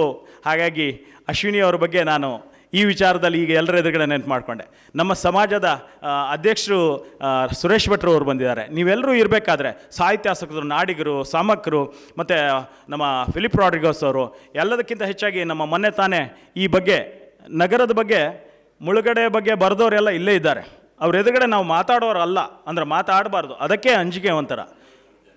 ನಮ್ಮೂರು ಕಣಜ ಎಲ್ಲ ಇಡೀ ಹೊಸನಗರ ತಾಲೂಕಿನ ಎಲ್ಲ ವಿಷಯಗಳನ್ನು ಅದನ್ನು ಹೊತ್ತಿಗೆಯಲ್ಲಿ ಇದೆ ಅಂಥ ಪುಸ್ತಕ ಬರೆದವರು. ಮೊನ್ನೆ ತಾನೇ ನಮ್ಮ ಎಡ್ವರ್ಡ್ ಡಿಸೋಜ್ ಅವರು, SRD ಅವರು, ಎಡ್ಡಿ ಮಾಮ್ರವರು ಅವರ ಪುಸ್ತಕದಲ್ಲೂ ಹಾಗೆ ಒಂದಷ್ಟು ಕಥೆಗಳು ನಮ್ಮ ಇವರು ಸುಧೀಂದ್ರ ಭಂಡಾರ್ಕರ್ ಅವರು ಬರೆದ ಹಾಗೆ ಒಂದು ಭಾಗದ ಒಂದಷ್ಟು ಕಥೆಗಳು ದೇವಗಂಗೆಯಿಂದ ಹೇಗೆ ನಾಗರಿಕತೆಯಲ್ಲಿ ಹೇಗೆ ಬೆಳೆದು ಬರ್ತಿದೆ, ನಾವು ಹೇಗೆಲ್ಲ ಕಷ್ಟದಲ್ಲಿ ಮೇಲೆ ಬಂದ್ವಿ ಅಂತೇಳಿ. ಮೊನ್ನೆ ಅಮರಾಯ ಮಠರು ಬರೀತಾರೆ ಈ ಬಿದನೂರು ವಿಚಾರದಲ್ಲಿ, ಬಿದನೂರು ರಾಣಿ ವೀರಮ್ಮಾಜಿ ಬಗ್ಗೆ. ನನಗೆ ಒಂದು ಅನ್ನಿಸ್ತದೆ, ನಾವು ನಗರದಲ್ಲಿ ಎಲ್ಲ ವಿಚಾರದಲ್ಲೂ ಹಿಂದಿರಬಹುದು, ಆದರೆ ಇಂಥ ವಿಚಾರದಲ್ಲಿ ಅಂದರೆ ಈ ಸಾಹಿತ್ಯದಲ್ಲಿ ನಮ್ಗೆ ಆ ಶ್ರೀಮಂತಿಕೆ ಇದೆ. ಶ್ರೀಪತಿಯವರೇ, ನೀವು ನಗರದಲ್ಲಿ ಓದಿದವರು, ನಗರದಲ್ಲಿ ಓದಿ ಬೆಳೆದು ನಮ್ಮ ಸುಬ್ಬು, ನಮ್ಮ ಎಡ್ಡಿ ಮಾಮು, ನಮ್ಮ ಭಂಡಾರ್ಕರ್ ಅವರು, ಇಂಥ ಪ್ರತಿಭೆಗಳು ಇವತ್ತು ನೂರಾರಿದ್ದಾವೆ. ಅಂದರೆ ಅವರಿಗೆ ಅವಕಾಶಗಳಿಲ್ಲ, ಮತ್ತು ಅವಕಾಶಗಳು ಸಿಕ್ಕಾಗ ಅವರಿಗೆ ಅಂದರೆ ಆ ವೇದಿಕೆಗಳು ಸಿಕ್ಕೋದಿಲ್ಲ. ಹಾಗಾಗಿ ನಮ್ಮಲ್ಲಿ ಆ ಥರ ಶ್ರೀಮಂತಿಕೆ ಇದೆ, ಆದರೆ ಅದನ್ನು ನಾವು ಉಪಯೋಗಿಸ್ಕೊಳ್ತಾ ಇಲ್ಲ. ಬೇರೆ ಬೇರೆ ವಿಚಾರಗಳಲ್ಲಿ ನಗರ ಹಿಂದಿರ್ಬೋದು, ಆದರೆ ಇಂತಹ ಕಾರ್ಯಕ್ರಮಗಳಲ್ಲಿ, ಬರವಣಿಗೆಗಳಲ್ಲಿ, ಇತಿಹಾಸದಲ್ಲಿ ನನಗೆ ಒಂದು ಬೇಸರ. ನಾನು ಸುಬ್ರಹ್ಮಣ್ಯ ಅವ್ರ ಹತ್ರ, ನಮ್ಮ ಸರ್ ಹತ್ರ, ವಸುಧಾ ಮೇಡಮ್ ಅವ್ರ ಹತ್ರ ಹೇಳೋದು, ಎಲ್ಲ ವಿಚಾರದಲ್ಲೂ ಬಿದನೂರು ಅರಸರು ಅಂತೇಳಿ ಬರೋದೇ ಇಲ್ಲ. ಈಗೆಲ್ಲೋ ಅಮರಾಯ ಮಠರು ಅಥವಾ ಇವರು ನಮ್ಮ ಸುಧೀಂದ್ರ ಭಂಡಾರ್ಕರ್ ಅವರು ಅಥವಾ ಈ ಯಾರೋ ನಮ್ಮ ಶರಮರು ಅಥವಾ ನಾಡಿಗರು ಇವ್ರು ಯಾರು ಬರೆದಾಗ ಮಾತ್ರ ನಾವು ಅದನ್ನು ಒಪ್ಕೊಳ್ಬೇಕಾಗಿದೆ. ಅಷ್ಟು ಬಿಟ್ಟರೆ ಎಲ್ಲಿ ನೋಡಿದ್ರು ನಾವು ಕೆಳದಿ ಅರಸರು ಅಂತೇಳಿ ಅವರ ಅಂಡರ್ನಲ್ಲಿ ಬರಬೇಕಾಗ್ತದೆ. ನಮಗೆ ಎಲ್ಲಿ ನೋಡಿದ್ರು ಅದೇ ನೆರಳಿನಲ್ಲಿ ಬಂದವರು ನಾವು ನಗರದವರು. ಹಾಗೆ ಎಲ್ಲ ವಿಚಾರದಲ್ಲೂ ಹಾಗಾಗಿದೆ. ಆದರೆ ನಗರದಲ್ಲಿ ಬದುಕಿ ಬಾಳಿದಂಥವ್ರು, ಹುಟ್ಟಿದಂಥವರಿಗೆಲ್ಲ ಆ ಹೃದಯ ಶ್ರೀಮಂತಿಕೆ ಇದೆ. ಅದು ಇವತ್ತು ಈ ಸಾಹಿತ್ಯ ವೇದಿಕೆಯಲ್ಲಿ ತೋರ್ಪಡಿಸ್ತಾ ಇದ್ದೀರಿ ನೀವು. ವಿಶೇಷವಾಗಿ ಇಂಥ ಒಂದು ಸಂದರ್ಭದಲ್ಲಿ ನಮ್ಮನ್ನು ಕರೆಸಿ ಉದ್ಘಾಟನೆ ಮಾಡಿದ್ದೀರಿ. ಹೆಚ್ಚಿಗೆ ಮಾತಾಡೋಲ್ಲ, ಯಾಕಂದರೆ ಮಾತಾಡೋ ಸಮಯ ಇದಲ್ಲ. ನನಗೆ ಜಾತ್ರೆಯಲ್ಲಿ ಕೂಡ ಭಾಗವಹಿಸಬೇಕಾದ್ರಿಂದ ಈ ಸೈಬಿಣಿ ವಿಚಾರದಲ್ಲಿ 2 ಮಾತು. ನಾವು ನಮ್ಮ ಮಾತೃಭಾಷೆ ಕೊಂಕಣಿ. ಸುಧೀಮಾಮ್ ಅವರು ಕರೆದಾಗ ಹಾಗೆ ಅನ್ನಿಸ್ತು ನನಗೆ. ಅವರು ಒಂದೇ ಮಾತು ಹೇಳಿದ್ರು, ಕುಮಟಾದಲ್ಲೆಲ್ಲ ಕರಿತಾರಲ್ಲ ನಾರಾಯಣ, ಹಾಗಾಗಿ ಅದ್ರ ಬಗ್ಗೆ ಬರೆದಿದ್ದೀನಿ, ನೀನು ಓದಿದರೆ ನಿನಗೆ ಅರ್ಥ ಆಗ್ತದೆ, ನಿನಗೆ ಗೊತ್ತಾಗ್ತದೆ ಅಂತೇಳಿ. ನನಗಷ್ಟೇ ಹೇಳಿದ್ದು, ನಾನಿನ್ನೂ ಪುಸ್ತಕ ಓದಲಿಲ್ಲ, ಅದ್ರ ಬಗ್ಗೆ ನನಗೆ ಮನನ ಮಾಡ್ಕೊಳ್ಳಿಕ್ಕಾಗಲಿಲ್ಲ. ಮುಂದಿನ ದಿನಗಳು ಅದ್ರ ಬಗ್ಗೆ ಪ್ರತಿಕ್ರಿಯಿಸ್ತೀನಿ ನಾನು. ಎಲ್ಲದಕ್ಕಿಂತ ಅವ್ರು ಹೆಚ್ಚಾಗಿ ನೀನೇ ಬಂದು ಉದ್ಘಾಟನೆ ಮಾಡಬೇಕಾಗಿತ್ತು ನಾರಾಯಣ ಅಂತ ಹೇಳಿದ್ರು. ನನಗೆ ಸ್ವಲ್ಪ ಶಾಕ್ ಆಯಿತು ಜಾತ್ರೆ ಆದ್ದರಿಂದ. ಆದರೆ ಆ ಸೈಬಿಣಿ ವಿಚಾರದಲ್ಲಿ ಅವರು ಹೇಳಿದ್ದು ನನಗೆ ಇನ್ನೂ ಪ್ರತಿಫಲನ ಆಗ್ತಾಯಿದೆ. ನಮಗೆ ಕಾರವಾರದಲ್ಲಿ ನಮ್ಮ ಮಾತೃಭಾಷೆ ಕೊಂಕಣಿ ಆದ್ದರಿಂದ ಕುಮಟ, ಹೊನ್ನಾವರ ಮತ್ತು ಅಂಕೋಲಾ, ಕಾರವಾರ, ಗೋವಾ ಇಲ್ಲೆಲ್ಲರೂ ಕೂಡ ನಾವು ದೇವರನ್ನು, ನಮ್ಮ ದೇವರನ್ನು ಹಾಗೆ ಅಂದರೆ ಆ ಭಟ್ರು ಮುದ್ದಿನಿಂದ ಆ ದೇವಿಗೆ ಪ್ರಾರ್ಥನೆ ಮಾಡ್ಬೇಕಾದ್ರೆ ಸೈಬಿಣಿ ಕೋರ್ನಿಗೋ ಸೈಬಿಣಿ ಮಾಡಿಕೊಡೆ ದೇವಿ ಅಂತೇಳಿ ಹೇಳಿ ಕರೆಯುವಂಥದ್ದು ಅದು ಭಾಷೆ. ಮತ್ತು ದೇವರಿಗೂ ಹಾಗೆ ಸೈಬಾ ಅಂತೇಳಿ ಅವರು ಇದನ್ನು ನಮ್ಮಲ್ಲೆಲ್ಲ ಆ ಕಡೆಯಲ್ಲೆಲ್ಲ ಭಾರಿ ಭಕ್ತಿ, ಭಯ ಭಕ್ತಿ ಜಾಸ್ತಿ. ದೇವರಿಗೆ ಹೂವಿನ ಇದನ್ನು ಅಂಟಿಸ್ತಾರೆ, ಪಕ್ಕಳೆಗಳನ್ನು ಅಂಟಿಸಿ ದೇವ್ರ ಹತ್ರ ಬೇಡ್ತಾರೆ. ಭಟ್ರು ಬೇಡಬೇಕಾದ್ರೆ ಹಾಗೆ ಅವರಿಗೆ ಇದೇ ಭಾಷೆಯನ್ನು ಬಳಸುವಂಥದ್ದು, ಅಂದರೆ ಕೊಂಕಣಿ ಮಾತ್ರ ಭಾಷೆಯಲ್ಲಿ. ಹಾಗಾಗಿ ಆ ದೇವಿಯನ್ನು ಅವರು ವಿಶೇಷವಾಗಿ ತಗೊಂಡಿದ್ದಾರೆ. ಆ ಕಾಮಾಕ್ಷಿ ದೇವಿಯಲ್ಲಿ ಹೇಗೆ ಅದನ್ನು ಪ್ರಾರ್ಥನೆ ಮಾಡ್ತಾರೆ ಅಂತೇಳಿ ಅದರ ಬಗ್ಗೆ ನಾನು ಪುಸ್ತಕ ಓದಿದ ಮೇಲೆ ಅದರ ಬಗ್ಗೆ ನಾನು ಪ್ರತಿಕ್ರಿಯೆ ನೀಡ್ಬೋದು. ಅಂತಹದ್ದು ಒಂದು ಕಥಾವಸ್ತು ತಗೊಂಡಿದ್ದಕ್ಕೆ ನಮಗೂ ಕೂಡ ಹೆಮ್ಮೆ. ಮತ್ತು ಅವರು ಒತ್ತಿ ಹೇಳಿದ್ದಾರೆ, ಅವರ ಸಶೇಷ ಓದೋರಿಗೆ ಗೊತ್ತಾಗ್ತದೆ. ಸಶೇಷ ಪುಸ್ತಕ ನೀವು ಓದಿ ನೋಡಿ. ನಾನು ಸಶೇಷ ಓದಿದ್ದೇನೆ. ಸರಕ್ಕನೆ ವೆಂಕ ತಿರುಗಿದ ದೊಡ್ಡ ಸಾರದಲ್ಲಿ ನೋಡಿ ತಿರುಗಿಬಿಟ್ಟ ಅಂತೇಳಿ ಹೇಳಬೇಕಾದ್ರೆ ನಮಗೆ ಅವರು ಇದರೊಳಗೆ ಬರೆದಿದ್ದನ್ನು ಕೇಳಿದಾಗಲೇ ನಮಗೆ ಮೈ ಜುಮ್ ಅಂತದೆ. ಹಾಗೆ ಅದನ್ನು ಓದಿದವರಿಗೆ, ಅದನ್ನು ಓದಿ ಖುಷಿಪಟ್ಟವರಿಗೆ ಅಷ್ಟೇ ಅವರ ಅರ್ಥ ಆಗ್ತದೆ. ಅವರ ಎಲ್ಲ ವಿಚಾರಗಳು ಕೂಡ ಭೌತಿಕವಾಗಿ ಬರೆದಿರ್ತಾರೆ. ಅದನ್ನು ನಾವು ತಿಳ್ಕೊಳ್ಳೋ ರೀತಿಯಲ್ಲಿ ತಿಳ್ಕೊಳ್ಬೇಕು ಅಂತ ಹೊಸ ಪ್ರಯತ್ನಗಳನ್ನು ಸುಧೀಂದ್ರ ಭಂಡಾರ್ಕರ್ ಅವರು ಮಾಡ್ತಾ ಬಂದಿದ್ದಾರೆ. ಅವರ ಪತ್ನಿ ಅವರಿಗೆ ಜೊತೆಯಾಗಿದ್ದಾರೆ. ಅವರ ಮಗಳು ಅವರ ಖುಷಿಯಲ್ಲಿ ಇಂತಹ ಕಾರ್ಯಕ್ರಮಗಳನ್ನು ಆಯೋಜಿಸ್ತಾ ಇದ್ದಾರೆ. ಇಂತಹ ಒಂದು ಸಾಹಿತ್ಯದಲ್ಲಿ ಅವರ ಆಸಕ್ತಿ ಇನ್ನಷ್ಟು ಹೆಚ್ಚಾಗಲಿ, ಅವರ ಬರೆದ ಪುಸ್ತಕಕ್ಕೆ ಒಳ್ಳೆಯ ಹೆಸರು ಬರಲಿ, ಹಾಗೆ ಇನ್ನಷ್ಟು ಅವರ ಬರವಣಿಗೆ ಮುಂದುವರಿಲಿ ಅಂಥೇಳಿ ಈ ವೇದಿಕೆ ಮೂಲಕ ಅವರಿಗೆ ಹಾರೈಸುತ್ತಾ ವೇದಿಕೆಯ ಮೇಲಿರುವ ಎಲ್ರಿಗೂ ಮತ್ತೊಮ್ಮೆ ವಂದಿಸಿದ ನನ್ನ ಪತ್ನಿಯ ಜೊತೆ ಇವತ್ತು ಹೊಸ ಒಂದು ವೇದಿಕೆ. ಹಾಗಾಗಿ ಭಯದಲ್ಲೇ ಅವರ ಹತ್ರ ಕೂಡ ಒಂದು ಏನಾದರೂ ಹೆಚ್ಚು ಕಡಿಮೆ ಆಗಿದ್ರೆ ಮಾತಾಡಿದ್ದನ್ನು ಕ್ಷಮೆ ಕೇಳ್ಕೊಳ್ತಾ ಸುಧೀಮಾಮ್ರವರಿಗೆ ಮತ್ತೊಮ್ಮೆ ಧನ್ಯವಾದ ಅರ್ಪಿಸಿ ನನ್ನ 2 ಮಾತುಗಳನ್ನು ಮುಗಿಸ್ತೇನೆ. ಎಲ್ರಿಗೂ ಧನ್ಯವಾದ. पुस्तक वज्जी नशी 3 ಪುಸ್ತಕ ಬಗ್ಗೆ ಇತ್ಲ ಚಂದ ಇಲ್ಲ ಅಣ್ಣ, ಧನ್ಯವಾದ. ಪುಸ್ತಕಗಳನ್ನು ಓದದೇನೆ ಪುಸ್ತಕಗಳ ವಿಮರ್ಶೆ ಮಾಡಿದ್ರು ಅಷ್ಟು ಚಂದವಾಗಿ. ಬಂಧುಗಳೇ, ಇಂದಿನ ದಿನಮಾನದಲ್ಲಿ ಲಾಭ ಇಲ್ಲದೆ ಯಾವುದೂ ನಡೆಯಲ್ಲ. ಒಂದು ಹೆಜ್ಜೆ ಇಡಬೇಕಂದ್ರೂ ಇದರಿಂದ ನನಗೇನು ಪ್ರಾಫಿಟ್ ಅಂತ ಕೇಳೋ ಜನ ನಾವು. ಈ ಮಧ್ಯೆ ಸತತ 2 ರಿಂದ 2.5 ವರ್ಷ ತಗೊಂಡಿದೆ 2 ಕಾದಂಬರಿಗಳ DTP ಸಮೇತ ಬಹುತೇಕ ಕಾರ್ಯಗಳ ಜವಾಬ್ದಾರಿಯನ್ನು ಹೊತ್ತು ನಾನಿದ್ದೇನೆ ನಿಮ್ಮ ಜೊತೆ ಸುಧಿಮಾಮ್ ಅಂತ ಹೇಳ್ತಾ ಸಹೋದರ ಸುಬ್ರಹ್ಮಣ್ಯ ಭಾಗವತರು ಜೊತೆಯಾಗಿದ್ದಾರೆ. ಈ ಕಾದಂಬರಿ ಈ ದಿನ ಲೋಕಾರ್ಪಣೆಗೊಂಡಿದೆ ಅಂತ ಹೇಳಿದ್ರೆ ಇದರ ಬಹುಪಾಲು ಶ್ರೇಯಸ್ಸು ಅವರಿಗೂ ಕೂಡ ಸಲ್ತದೆ. ಇದೀಗ ವೇದಿಕೆಯಲ್ಲಿ ಗೌರವಾರ್ಪಣೆ ಶ್ರೀಯುತ ಸುಬ್ರಹ್ಮಣ್ಯ ಭಾಗವತ ಇವರಿಗೆ.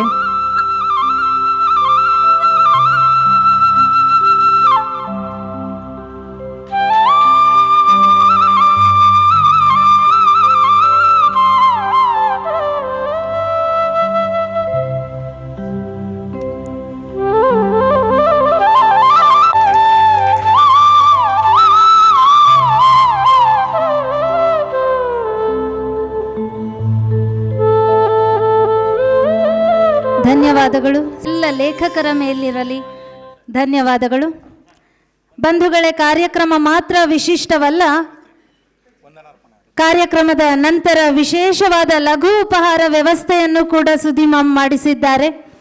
ಇದೀಗ ಕಾರ್ಯಕ್ರಮದಲ್ಲಿ ನಮ್ಮೊಂದಿಗೆ ಉಪಸ್ಥಿತರಿರುವಂತಹ ತಮ್ಮೆಲ್ಲರನ್ನೂ ಕೂಡ ವಂದಿಸುವಂತಹ ಹೊತ್ತು. ಇದೀಗ ವಂದನಾರ್ಪಣೆ. ಇಂದಿನ ಕಾರ್ಯಕ್ರಮದಲ್ಲಿ ಮುಖಪುಟ ಅನಾವರಣಗೈದಂತಹ ಸುಬ್ರಹ್ಮಣ್ಯ ಮಾಸ್ತಿಕಟ್ಟೆ ಹಾಗೂ ಶ್ರೀಮತಿ ಸುಮಾ ಸುಬ್ರಹ್ಮಣ್ಯ ದಂಪತಿಗಳಿಗೆ ಸ್ಮರಣಿಕೆ ನೀಡುವುದರೊಂದಿಗೆ ಧನ್ಯವಾದಗಳನ್ನು ಸಮರ್ಪಿಸ್ತಾ ಇದ್ದೇವೆ.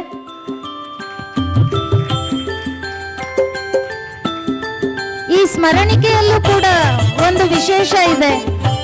ಏನು ಕೇಳಿದ್ರೆ, ಪರ್ತಗಾಳಿ ಗೋಕರ್ಣ ಮಠಾಧೀಶರಾದಂತಹ ಶ್ರೀ ವಿದ್ಯಾಧೀಶ ತೀರ್ಥರು ತಮ್ಮ ಗುರುಗಳ 77ನೇ ಜನ್ಮದಿನದ ಅಂಗವಾಗಿ 77 ಅಡಿಯ ರಾಮನ ಮೂರ್ತಿಯನ್ನ ಪರ್ತಗಾಳಿಯಲ್ಲಿ ಪ್ರತಿಷ್ಠೆ ಮಾಡ್ತಾರೆ.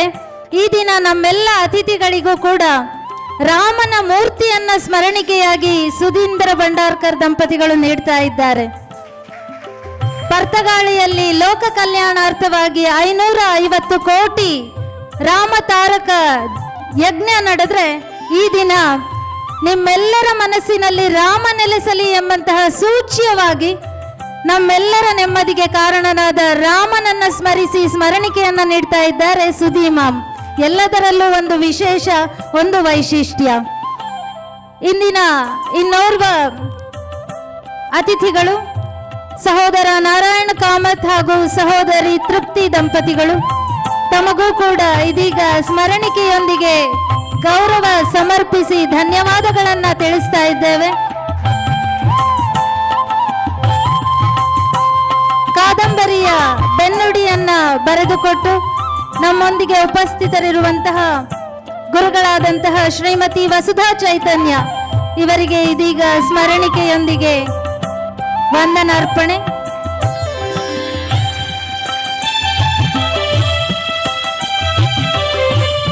ನಮ್ಮೆಲ್ಲರ ಪ್ರೀತಿಯ ಕನ್ನಡ ಮೇಷ್ಟ್ರು ಶ್ರೀಯುತ ಶ್ರೀಪತಿ ಹಳಗುಂದ ಇವರಿಗೆ ಇದೀಗ ಶ್ರೀರಾಮನ ಮೂರ್ತಿಯನ್ನ ನೀಡುವುದರ ಮೂಲಕ ವಂದನಾರ್ಪಣೆಯನ್ನ ಸಲ್ಲಿಸ್ತಾ ಇದ್ದೇವೆ.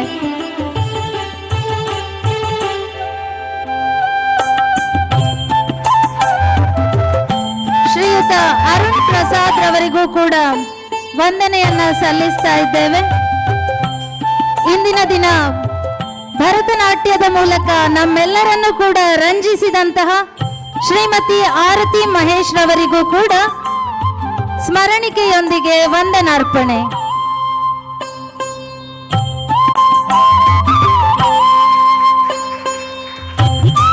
ವೇದಿಕೆಯನ್ನ ಚಂದವಾಗಿ ಶೃಂಗರಿಸಿದಂತಹ ಸಹೋದರ ಹರೀಶ್ ವಕ್ರತುಂಡ ಡೆಕೋರೇಟರ್ಸ್, ತಮಗೂ ಕೂಡ ಸ್ಮರಣಿಕೆಯೊಂದಿಗೆ ಧನ್ಯವಾದ ಸಮರ್ಪಣೆ.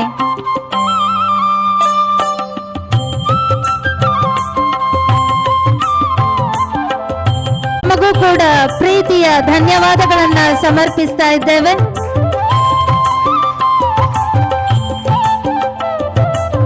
ಇವರುಗಳೊಂದಿಗೆ ನಮ್ಮೊಂದಿಗೆ ಸಹಕರಿಸಿದವರು ಹಲವರು.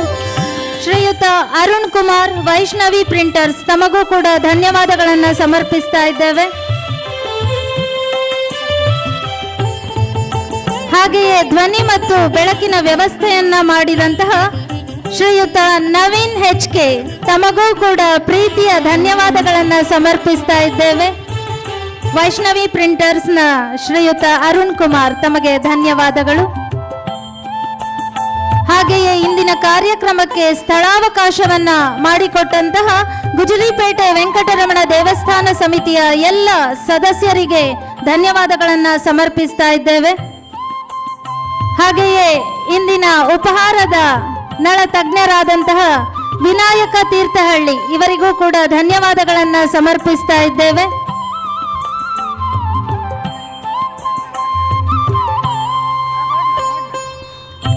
ಹಾಗೆಯೇ ಕಾರ್ಯಕ್ರಮಕ್ಕೆ ಪ್ರತ್ಯಕ್ಷ ಹಾಗೂ ಪರೋಕ್ಷ ಸಹಕಾರವನ್ನ ನೀಡಿದ ತಮ್ಮೆಲ್ಲರಿಗೂ ಕೂಡ ಪ್ರೀತಿಯಿಂದ ಧನ್ಯವಾದಗಳನ್ನ ಸಮರ್ಪಿಸುತ್ತಾ ಇದೀಗ ಲಘು ಉಪಹಾರ ಪರಿಮಳ ಬರ್ತಾ ಇದೆ, ವ್ಯವಸ್ಥೆಯಾಗಿದೆ. ತಾವೆಲ್ಲರೂ ಕೂಡ ಇದನ್ನ ಸ್ವೀಕರಿಸಬೇಕು. ಜೊತೆಗೆ ಇಂದು ಅನಾವರಣಗೊಂಡಂತಹ 2 ಕಾದಂಬರಿಗಳು ಸಾಯ್ಬಿಣಿ ಮತ್ತು ವಿಚಕ್ರ, ಇದನ್ನ ಕೊಂಡು ಓದಬೇಕಾಗಿ ವಿನಂತಿಯನ್ನ ಮಾಡ್ತಾ ಇಂದಿನ ನಿರೂಪಣೆಯನ್ನ ಸಮಾಪ್ತಿಗೊಳಿಸ್ತಾ ಇದ್ದೇನೆ. ನಾನು ಅಶ್ವಿನಿ ಸುಧೀಂದ್ರ ಪಂಡಿತ್, ಸಂಪೆಕಟ್ಟೆ. ಮುಖ್ಯ ಅಂಶವೇ ಅಂದರೆ ಮರ್ತೋಗಿರೋದಂದರೆ ಅಶ್ವಿನಿ ಪಂಡಿತ್ ಅವರಿಗೆ ಧನ್ಯವಾದ ಹೇಳೋದು. ಕೋಟಿ ಕೋಟಿ ಧನ್ಯವಾದಗಳು. ಅವರ ಈ ಒಂದು ಏನಂತೀರಿ ಕಾರ್ಯಕ್ರಮವನ್ನು ನಿಯೋಜಿಸುವ ಒಂದು ಪರಿಯೇ ಒಂದು ಸೊಬಗು. ಅವರಿಗೂ ನಾವು ಛಾಯಾಂಕನ ಪ್ರಕಾಶನ ಮೂಲಕ ವಂದನೆಗಳನ್ನು ಸಲ್ಲಿಸ್ತೇವೆ ಮತ್ತು ಧನ್ಯವಾದಗಳು. ಮತ್ತು ಒಂದು ಕ್ಷಮೆ, ಹಿರಿಯರಾದ ಶ್ರೀ ಸರ್ಜಾ ವಸಂತರಾಯರಲ್ಲಿ ಕ್ಷಮೆ ಕೋರ್ತೇನೆ. ನಾನು ವೆಂಕಟರಾಯರು ಅಂತ ಅವರ ಹೆಸರು ಹೇಳೋದು ತಪ್ಪಾಗಿ ಹೇಳಿದ್ದೇನೆ, ಅವರ ದಯವಿಟ್ಟು ಕ್ಷಮಿಸಿ. ಮತ್ತು ಈಗ ಪುಸ್ತಕವೂ ಕೂಡ ನಿಮ್ಮದು ಲಘು ಉಪಹಾರ ಆದಮೇಲೆ ಪುಸ್ತಕ ತಗೊಳ್ಳಿ, ಇಲ್ಲ ನಿಮ್ಮ ಕೈಯಲ್ಲಿ ಹಿಡ್ಕೊಂಡು ತಿನ್ನೋದು ಕಡಿಮೆ ಆಗುತ್ತೆ, ಯಾಕಂದರೆ ಐಟಮ್ಗಳು ಜಾಸ್ತಿ ಇದೆ. ಯಥೇಚ್ಛವಾಗಿ ತಗೊಳ್ಳಿ. ನಿಮ್ಮ ಮನೆ ಅಂತ ತಗೊಂಡು ಏನು ಬೇಕೋ ಅದನ್ನು ದಯವಿಟ್ಟು ಸ್ವೀಕರಿಸಬೇಕಾಗಿ ಕೇಳ್ಕೊಳ್ತೇನೆ. ಕಾರ್ಯಕ್ರಮ ಇಲ್ಲಿಗೆ ಮುಕ್ತಾಯವಾಗ್ತದೆ.